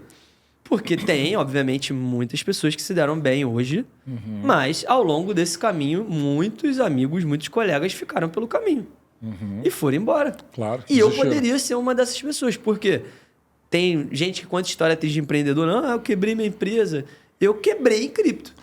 Entendeu? No início ali de 2018, quando teve aquele boom, ciclo de ICO, eu não tinha noção. Eu peço perdão aos bitcoiners, mas eu errei. Mas Vendeu seus bitcoins? Não vendi. Eu fiz pior. Porque se eu tivesse vendido, eu teria aproveitado alguma coisa. Eu fui lá e comprei várias ICOs. Porque eu tinha errado num trade. Essa história é um pouco triste, melancólica. Mas eu fazia muito trade final de semana, que era o único mercado que eu operava final de semana. Claro. E aí, um amigo meu, que eu, inclusive esse final de semana estava na festa do filho dele, continua sendo meu amigo, apesar disso, ele insistiu muito que eu fosse numa comemoração, assim, numa festinha que ele estava fazendo na casa dele. E eu falei, não, eu tô fazendo trade, não. Ele, para com isso, você tá ficando bitolado com esse negócio de Bitcoin, rapaz. Não sei o quê. E aí, eu falei, realmente ele tá com razão. Eu tô meio exagerado aqui, eu vou pra casa dele. R$5 mil já, pô. Que isso? Exatamente. Pô, tô ficando rico, R$10 mil. Aí, poxa, cheguei lá na casa dele, eu tinha um app que é ligado via API, eu fazia trade via API. Uau. E aí eu bebi, coisa que eu não estou fazendo hoje em dia mais. Né? Tô parando, mas eu tava bebendo, tomando bastante energético. E, cara, fiz um trade, não era pra eu ter feito. Entrei com a banca inteira. E, naquele dia, eu sempre me esqueço se é BitHub ou Bitstamp, mas eu acho que é BitHub, que é sul-coreana. Sim, acho que é. Ela representava 90% do volume global do par Bitcoin e Bitcoin Cash. E eu estava nesse par. Aí ela desligou. Ela teve um blackout. Ficou fora do ar por algumas horas. Só que eu não estava nela, mas afetou o preço do mundo inteiro. Claro. E caiu mais de 50% em um trade. Logo depois que eu entrei. Meu Deus. Aí eu fiquei... Alavancado, provavelmente. Não tava. Sem alavancado. Não tava alavancado. Mas depois eu alavanquei. E outras coisas. Porque eu fiquei tão desesperado que eu perdi 50%, metade. E aí eu falo, caraca, meus bitcoins, não sei o quê, e tal. E eu nunca tinha perdido ainda. Passei um ano inteiro ganhando. 2017 foi maravilhoso. 2018 e aí eu perdi metade, eu fiquei desesperado. Eu falei, não vou mais fazer trade, eu não tenho psicológico mais fazer isso. Aí eu falo, mas eu preciso recuperar meus bitcoins. Como que eu vou recuperar? Aí foi a minha derrota. ICO. Eu vou comprar tudo que lançar. Eu vou virar Warren Buffett de cripto. Quando aqui em 2024 vocês vão me ver andando de Porsche. Um de cada cor. que aconteceu o contrário. Hoje eu tô andando de Siena com a minha mãe ali. Mas, poxa, na época eu falei, cara, incrível. Eu conheci algumas pessoas que realmente multiplicaram o patrimônio 100 vezes. Sem dúvida. 200 vezes. Sem dúvida. E aí foi lá. Só que eu não sabia o timeout. Eu não entendia isso, né? Eu sabia entrar. Que você não pode dormir com aquele negócio. Exato. É isso. Porque aquilo não é Bitcoin. Exato. Mas tu pode Não ganhar, dorme com pode ganhar aquilo. uma graninha, Pode. pô. Se não Faz dormir, né? e ó, vai embora. Só que eu não sabia sair. Eu achava, assim, na minha cabeça, como eu já entendia bastante das coisas e era muito estudado, eu falei, cara, tudo isso aqui vai dar resultado em 10 anos. Perfeito. Tudo vai virar. Porque são tecnologias. Claro. E eu me prendi à tecnologia. Eu não me prendi a ganhar dinheiro. Na época eu não tinha essa mentalidade.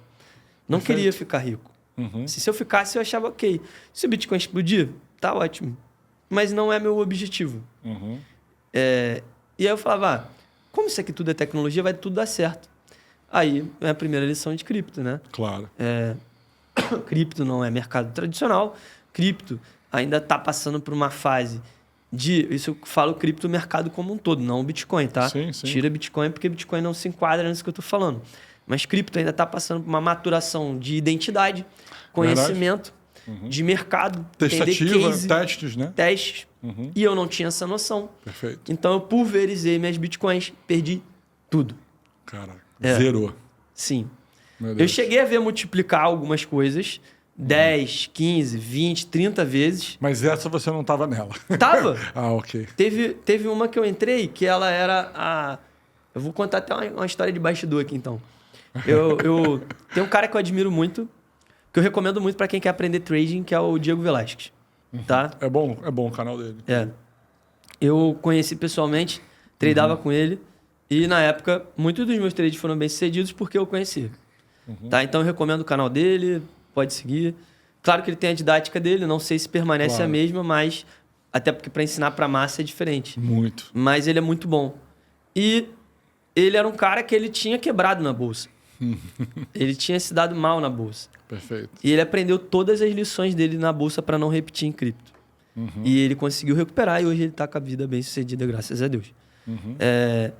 Então eu aprendia muito com ele. E a gente entrou num trade que era da Power Ledger, que é uma cripto que faz um grid de energia e tal. Perfeito. A gente comprou a menos de 8 centavos e chegou a bater mais de $1. Uau. Mais 10 vezes. E aí, cara, podia ter vendido. Ele vendeu, porque ele é um bom trader. Aí, tô saindo. Aí eu falei assim ainda, eu lembro que na época eu falei, caraca, cara, sai fora, você tá louco, vai sair agora que o negócio tá ficando bom. Então ele era o cara que sabia, já tinha aprendido a perder. E a ganhar, e a realizar. ganhar. Então ele sempre foi um ótimo trader. Não acho que ele é um cara só de ficar aparecendo. Perfeito. Isso é importante porque hoje a gente tem trade de simulador, tá? Exato. Eu trabalhei na minha lógica lá, a gente sabe, tem muito trade de simulador. Bom você falar disso, inclusive. Exato. Que acontece mesmo, né? E ou então o trade que o cara faz as duas pernas, né? E ele mostra só o vídeo da perna que ganhou. Exatamente. Mas e dá ele fez pra as fazer duas. isso muito fácil. Por exemplo, uma técnica muito simples que você pode usar para manipular a visão das pessoas é: eu faço um alavancado, tá? Ganhei, tipo, 30% no alavancado. Agora eu não lembro exatamente se aumento ou diminuo a margem. Quando eu vou ver de novo os meus ganhos, eles estão lá 200%, 300%. Só de eu ter alterado uma variável naquilo ali. Perfeito. Então, eu alterei essa variável, eu posso manipular o ganho. Manipular a visão de quem está olhando. E o Diego, eu posso dizer que eu vi ele tradar na minha frente, eu vejo ele fazer coisas ao vivo. Perfeito. Então, ele é um bom trader, ele é uma pessoa recomendável. Isso aconteceu ali naquele meio tempo, eu não saí, mas eu falei, poxa, ia acontecer uma coisa ruim também, minha mãe teve um AVC. Uau. Em 2018. Aí eu tive que cuidar dela. Claro. Não, fiquei uns meses sem trabalhar, meses sem fazer nada, só cuidando da minha mãe. E esse período eu falei, bom, eu tenho duas coisas para investir aqui. Conhecimento e network. Perfeito. E aí, quando a minha mãe começou a ter um sinal de melhora, ela começou a apresentar graus de melhoria, aí eu falei, bom, agora é a hora de eu voltar pro mercado. Mãe, não aguento mais ficar em casa. Chegou o momento de voltar. Fui para São Paulo num evento do Fundação Estudar, que era do Paulo Leman, né? E aí eu conheci o Leonardo, que é meu amigo, tá em cripto até hoje também. Aí uma pessoa virou para mim e falou assim, ó, tem que te apresentar uma pessoa aqui em 2018, que conhece muito de cripto. Vocês vão virar amigos. E viramos. Leonardo Carvalho, ele hoje produz aí tecnologia para DeFi, tem já uma plataforma de gerar liquidez para NFTs. Uou, interessante. Bem legal, bem legal. E ele tá trabalhando assim para ela virar multi-blockchains, né? Então, já tá em algumas plataformas, mas é um projeto bem legal. E eu conheci lá. Eu falei, cara, eu quero muito ir para São Paulo. Porque é onde tá o fervo de tudo, de negócios. Mas eu não sabia que eu ia voltar para cripto. Apareceu uma oportunidade profissional não muito boa para mim, mas eu ia aceitar porque era em cripto. E aí, por muito Deus, assim, sorte, uma semana depois, eu tava num treinamento comercial, apareceu a oportunidade de eu ser o head comercial da Kier Capital. Tá? Do Fernando Carvalho. Do Fernando Carvalho. Do João Paulo Maial também, né? Que entrou depois. Perfeito. E o Fernando também é um cara incrível, tem uma bagagem enorme aí no mercado. Incrível, super inteligente, já tive com ele algumas vezes. Sim, sim. E para eu ter sido escolhido por ele foi um privilégio ali enorme. Sem dúvida. Né, de trabalhar junto com ele. A gente entrou na Kier... Tava começando, né? Não tinha nada. Não tinha nada. É isso que eu ia falar, né? O ano que você está falando aí, a Kier não 2018. Tinha nenhum fundo ainda no mercado. Eu entrei no mesmo dia que entrou o primeiro operador de fundo da Kier. Foi o Liminha. Foi o Lima. Ele hoje também está em cripto. E a gente se conheceu, já que... Vamos falar coisa interessante também, né? Pra gente ficar só naquele clima de sério. O Rafael, a gente se conheceu, ele veio de mercado de derivativos. Ele tradava no mercado tradicional. De opções, futuro, contrato futuro. Aí eu falando com ele, e a gente tava tendo um treinamento da empresa, da QR, muito pequeno. Aí ele, não acredito nesse negócio de cripto não, vou fazer porque é tudo igual, é trade. Aí eu falei, tu não acredita? Aí, não acredito não. Eu falei, então tá bom, vamos lá. Aí a gente começou a trabalhar e eu marretava ele de cripto todo dia, né, do meu lado. Eu falava de Bitcoin, não sei o quê. E tá aí até hoje no mercado. Não saiu mais. Aprendeu. E o pessoal era muito bom de trabalho ali. A QR, ela tinha uma ideia de montar uma rede de assessores de cripto no estilo da XP. Perfeito. Tá? Excelente ideia, inclusive. Excelente, mas naquele momento não era a hora exata. Perfeito. Porque o mercado ainda não estava regulado, não havia grandes players, os grandes bancos, Banco Itaú, Santander, eram muito anti-cripto, fechavam conta das pessoas, e ele não queria encontrar um inimigo, por exemplo, com a XP. Né? Claro. Vou virar aqui inimigo da XP. Não faz sentido. Perfeito. Né? Então, a gente montou a rede, a gente começou a treinar, pegamos algumas pessoas, falamos com algumas pessoas, montamos a estrutura de balanceamento, de redistribuição. Fiz tudo certinho. Caramba. Ficou tudo bonitinho. Já tinha a estratégia de expandir para Globo, para Brasil. Só que o mercado de cripto em 2018 era um desastre. Total. Baixa, infinita. Receita era muito ruim. Então, assim, a QR ela teve que descontinuar várias frentes. Então, teve uma queda, acho que quase 80% nesse ano do Bitcoin. Muito forte, muito forte. E foi nesse período que eu praticamente quebrei, assim, né? Praticamente não, quebrei, tive que... Tava com o dinheiro da minha mãe, também tive que pagar ela alguma coisa. Então, eu não tinha como botar dinheiro em cripto nessa época. Claro. Eu tava tirando para pagar as coisas que eu ainda tinha. Perfeito. A QR decidiu não continuar essa parte comercial porque não havia mercado favorável naquele momento. Tá? Mas era uma ideia muito incipiente que até hoje ninguém montou. Ninguém montou. Incrível, né? Tá? E tem muito mercado. Super concordo. Abraço, Thiago. Valeu, XP. Aí... Então, ninguém montou essa estratégia ainda, ninguém começou, mas ainda tem potencial, tá? Com certeza, de desenrolar absoluto. esse mercado. Perfeito. Da QR, eu queria muito ir para São Paulo. Aí eu falei, vou para São Paulo mesmo que eu saia de cripto. E aí eu saí de cripto. Fui trabalhar na Capitalis, um fundo de crédito, tá? A gente ia trabalhar com um produto novo, voltado para o varejo. Esse produto era um produto que a gente daria crédito para varejistas baseado no quanto eles tinham de movimentação na maquininha. Então tinha tudo a ver com o meu histórico. Claro. Na Estônia eu trabalhei com maquininha, eu entendia aquilo ali, não Perfeito. entendia de crédito, mas lá eu fui começar a ter uma noção de como que funcionava esse mercado. Claro.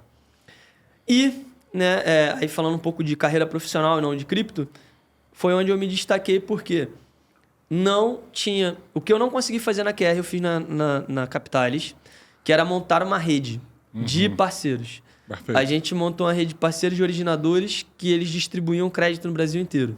Uau. Então, eles pegavam esses créditos, distribuíam para os clientes deles, a gente passava um rebate e eu cuidava dessa rede. Então, quando eu entrei, tinha em torno de 9 e terminamos com os 90. Só que isso. só terminamos porque veio a pandemia. Porque se não tivesse vindo a pandemia, esse produto estava decolando até hoje. Era uma das maiores empresas do Brasil fazendo crédito. Porque é incrível e é genial, porque você meio que assegura, né, o pagamento Exato. com o futuro de recebimento de cartão daquela empresa e com giro médio mensal. Exato. A ideia é E mais ou não menos era essa. antecipação, então eu não quebrava a antecipação dele. Ele podia continuar antecipando e eu estava Perfeito. dando um crédito baseado para ele no volume. Então, era um produto ótimo. Ele tinha 2 frentes de se alavancar em capital. Só que eu não parei de falar de cripto nesse tempo. Eu fazia palestras. Tudo de graça, galera. Né? Não sei quanto estão cobrando aí, mas quiser me contratar. Chamar. Agora tá cacheta alta. Qualquer meio Bitcoin, né? R$900, R$450. Por aí. Mas eu fazia tudo de graça. Então eu fui na Estácio, dei palestra na Estácio, dei palestra na Rural. Uau. O local que eu fui negado foi a FRJ, tá? A FRJ eu não consegui ir lá. Mas, Pô, e você é aluno de lá, né? Incrível. Aluno. Mas acontece, a gente é negado na nossa casa, né? É verdade. A gente é cristão aqui, Jesus foi negado na própria terra, É fato. né? Em Nazaré, então acontece. É isso. E, perfeito, eu continuei ali falando de cripto, o mercado estava muito ruim por causa da pandemia, Verdade. Caiu muito de novo. crédito impossível, a taxa de juros saiu de 3, 4 para 13, 14%, muito rápido, subiu muito rápido o Banco Central.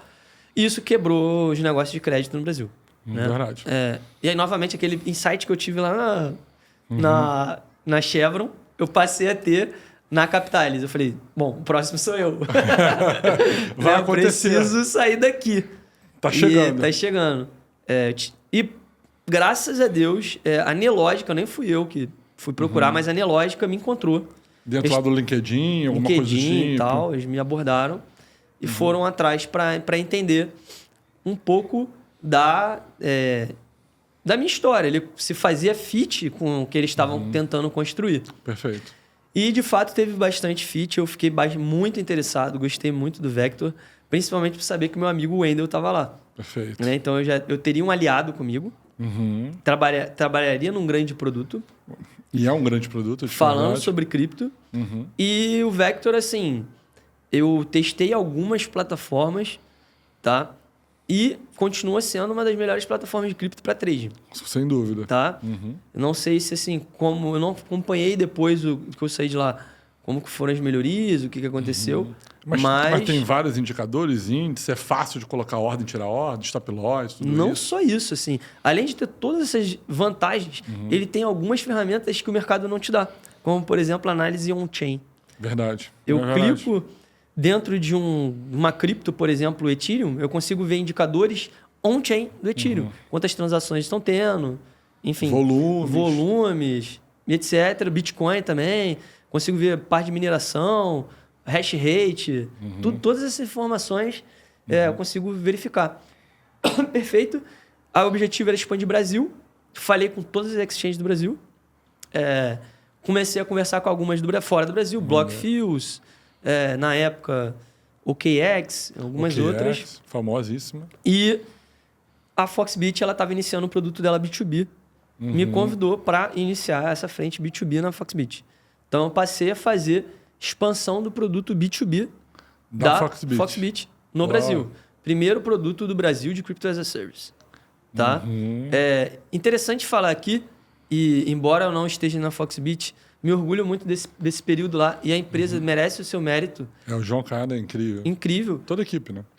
A Foxbit trouxe o primeiro Crypto as a Service do Brasil. Muitos falam que foi o Mercado Livre, Nubank. Não, foi a 99.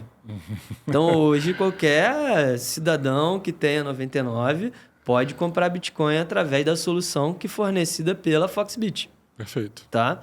Isso foi em novembro de 2021. Então, em dezembro de 2021, eu entrei na Foxbit.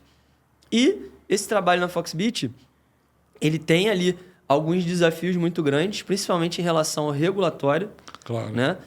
O regulatório ainda não está estruturado e a gente sabe que um Crypto as a Service ele é um serviço de API consumindo API que quem está dando front é que vai receber o chamado do regulador. Obviamente. E isso causa muita, assim, vou ou não vou? Muita dúvida em relação a seguir ou não seguir. Sem dúvida. Né? Esse produto, ele foi bastante, assim, falado. Todo mundo no mercado de fintech, mercado financeiro, bancário, conhece. Tá? E consegui falar com bastante gente no mercado. Passei quase 3 anos na Foxbit fazendo esse trabalho, mas, além do Crypto as a Service, tinha o Crypto as a Payments, que é o pagamento. Uau. Que é onde a gente entra no que você falou sobre a Boali. Então, a Boali a gente iniciou conversando em dezembro de 2021 e se encerrou a negociação praticamente um mês depois que eu saí da Foxbit. Mas eu fui lá fazer o vídeo, fiz questão, porque eu fiz todo o alongamento toda a parte toda a parte de negociação. Quantas lojas tem a Boali, só para as pessoas entenderem a dimensão disso? Olha, hoje, eu arrisco dizer, não tenho certeza, que tem mais de 80.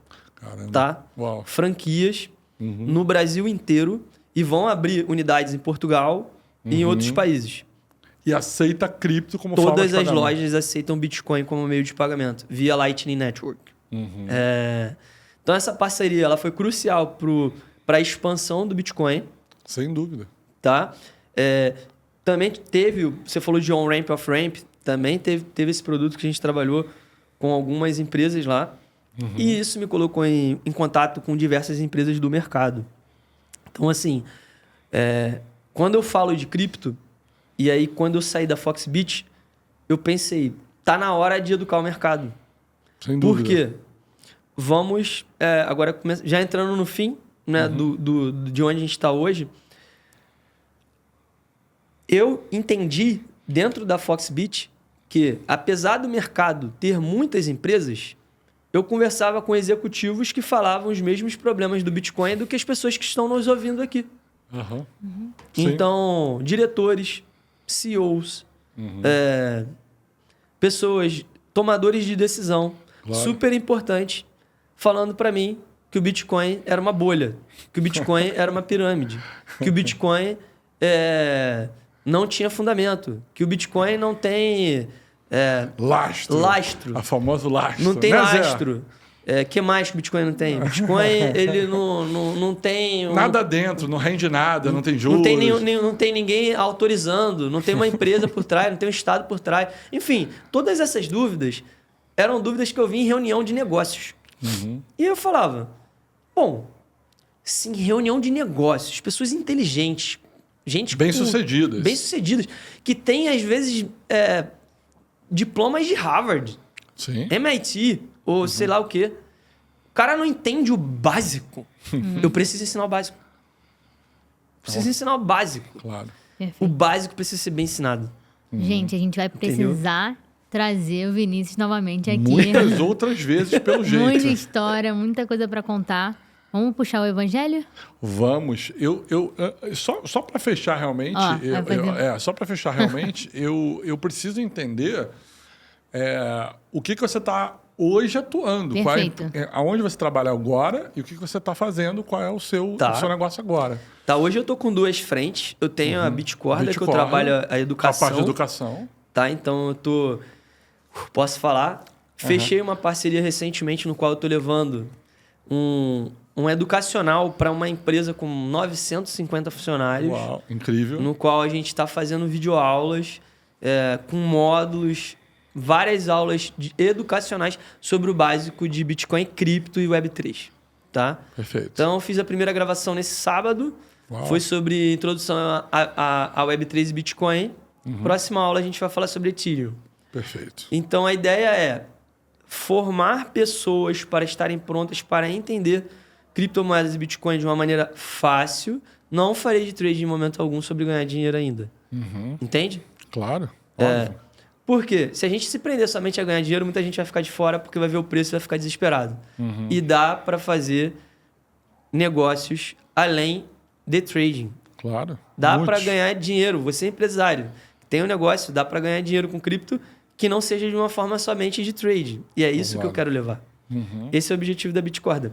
Por outro lado, eu fui convidado para uma oportunidade de expansão de um produto novo de TradFi. Então eu voltei para o mercado tradicional. Legal. Tá? Mas é uma infraestrutura de pagamentos no qual ela tem ferramentas como onboarding, KYC, a gente tem ferramentas para ligar com seguradoras. Uau. E aí a gente começa a perceber que a complexidade de aceitação de Bitcoin, ela não está no Bitcoin, ela está no mercado. Sem dúvida. O mercado ele é totalmente desfragmentado de uma maneira o Bitcoin não penetrar. E se a gente resolver esse problema, a gente resolve o Bitcoin aceitando em qualquer lugar.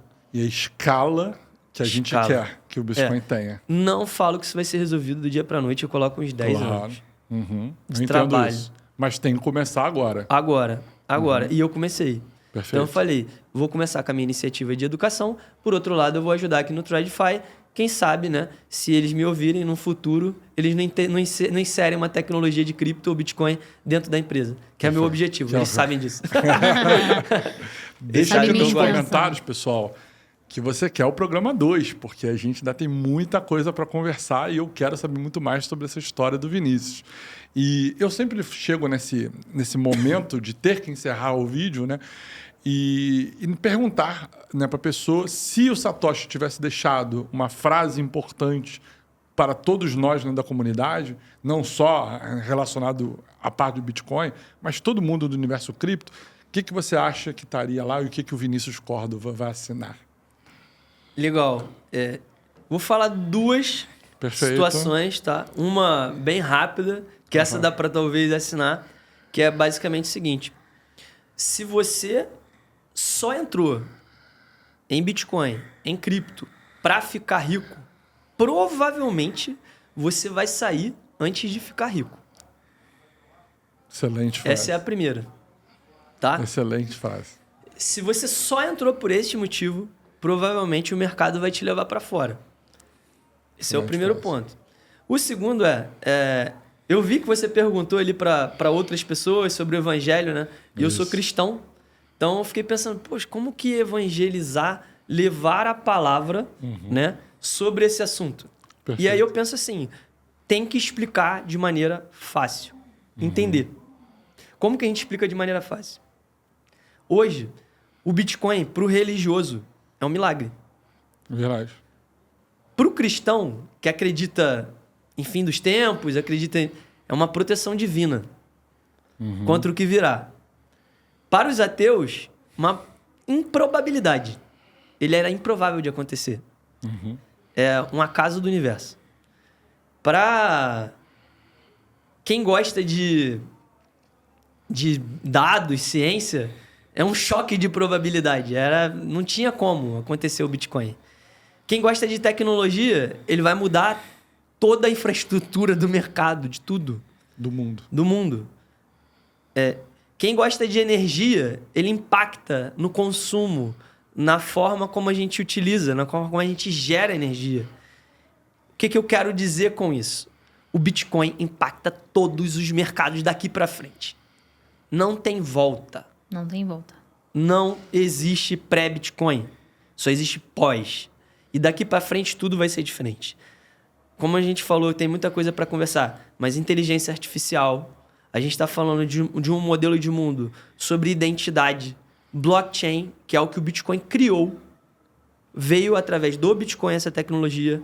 ela vai resolver as nossas dores de tecnologia. Só isso vai resolver. Ninguém vai resolver o problema de identidade. Não vai ser a Microsoft, não vai ser o Google. Ninguém vai resolver os problemas de falta de confiança, de como que a gente vai acreditar o que vai ser real, o que vai ser inteligência artificial no futuro, se a gente não entender a tecnologia do Bitcoin. Porém, se não entendermos o que é o Bitcoin, a importância dele para o mundo, os estados vão tomar controle sobre a tecnologia e vão vender para você que eles são os salvadores. E aí vão acabar com as nossas vidas. Uau, profundo, né, Mari? Muita Porque coisa. tem Não, tem muita coisa pra gente desenrolar isso aí em várias outro camadas episódio. nisso aí em outro episódio. Deixe nos comentários se você quer mais sobre o Vinícius Córdova por aqui. E deixe seu recado final pro pessoal. Fala suas redes sociais. Dá a sua última palavra aqui. Obrigado. No Criptoverso. Primeiramente, eu gostaria muito de agradecer o convite de vocês. Nossa, vai ter outros, tá? Vão ter outros. Muito obrigado. Estou muito feliz de estar aqui falando com vocês. Eu gosto muito de falar de cripto. Eu acho que é só o começo, tá? Quem acha que Bitcoin bateu $107 mil hoje. Nunca vou ficar rico. Como eu falei a frase, se você entra pensando nisso, você não vai mesmo, tá? Porque não é esse o objetivo. O objetivo é você mudar o mundo. Depois, numa próxima oportunidade, a gente pode falar por que o Satoshi criou o Bitcoin. Boa, excelente. Já pararam para pensar nisso? Bom, hoje a gente tem o Bitcoin, mas por que ele criou? Primeiro, por que ele não se revelou? Quem é Satoshi Nakamoto? Boa. Por que ele não apareceu? Essas perguntas não são perguntas de trading. Você não vai ver um trader perguntando isso para você. Por que Satoshi não apareceu? Ele não está preocupado com isso. Ele só está preocupado com a volatilidade de preço, quanto que ele vai vender e quanto que ele vai ganhar. O Porsche que ele vai comprar. As pessoas que estão mudando o mundo não estão pensando nisso. Vitalik Buterin nem anda de carro direito. Nem tem o próprio carro. E ele é um dos homens mais ricos do mundo. Não que ele seja totalmente a minha referência, mas é porque, ao contrário do Satoshi, ele quis aparecer. Sim. Tá? E, pessoal, muito obrigado. Me sigam nas minhas redes sociais. Meu Instagram é bitcordova. Boa. Meu TikTok é bit.cordova, mas eu prefiro que você me siga no Instagram, é mais refinado. Vou começar no ano que vem a fazer lives no YouTube. Maravilha. Tá? Bitcordova também. Nesse ano, no caso, pessoal, nesse ano. Neste ano. Porque já Vou 2025. começar a fazer este ano lives no YouTube, Bitcordova. E agradeço muito se vocês fizerem um comentário falando se gostaram da entrevista, da live. Se vocês querem acrescentar alguma coisa, feedbacks para as próximas oportunidades, para o que vocês gostariam de aprender. E também podem falar do que eu estou ensinando, a forma como estou ensinando, o que estou ensinando. Meu objetivo é ser prático. O meu conteúdo terão coisas práticas de cripto. Você não vai ficar só na teoria. Você vai mexer com cripto, porque cripto não é sobre comprar. Bitcoin é sobre usar. E é isso. É isso. Bom, a gente aqui fica muito feliz, né, com a sua presença, né? Muito obrigado por você ter aceito. E se você adorou esse vídeo, como nós aqui, né, do outro lado, que queríamos ficar mais 2, 3 horas aqui, não temos esse tempo, deixe nos comentários, deixe eu curtir esse vídeo, compartilha com os amigos, assina o sininho de notificações. Ativa o sininho. A Mari já está lá, ativa o sininho das notificações. E um excelente ano, né, pra gente. E vamos deixar muitos comentários aqui, né, pro Vinícius, que ele vai responder a todos e vamos passar para eles. Obrigado, Vinícius, mais uma vez. Muito obrigado. Abraço, pessoal. Valeu! Valeu.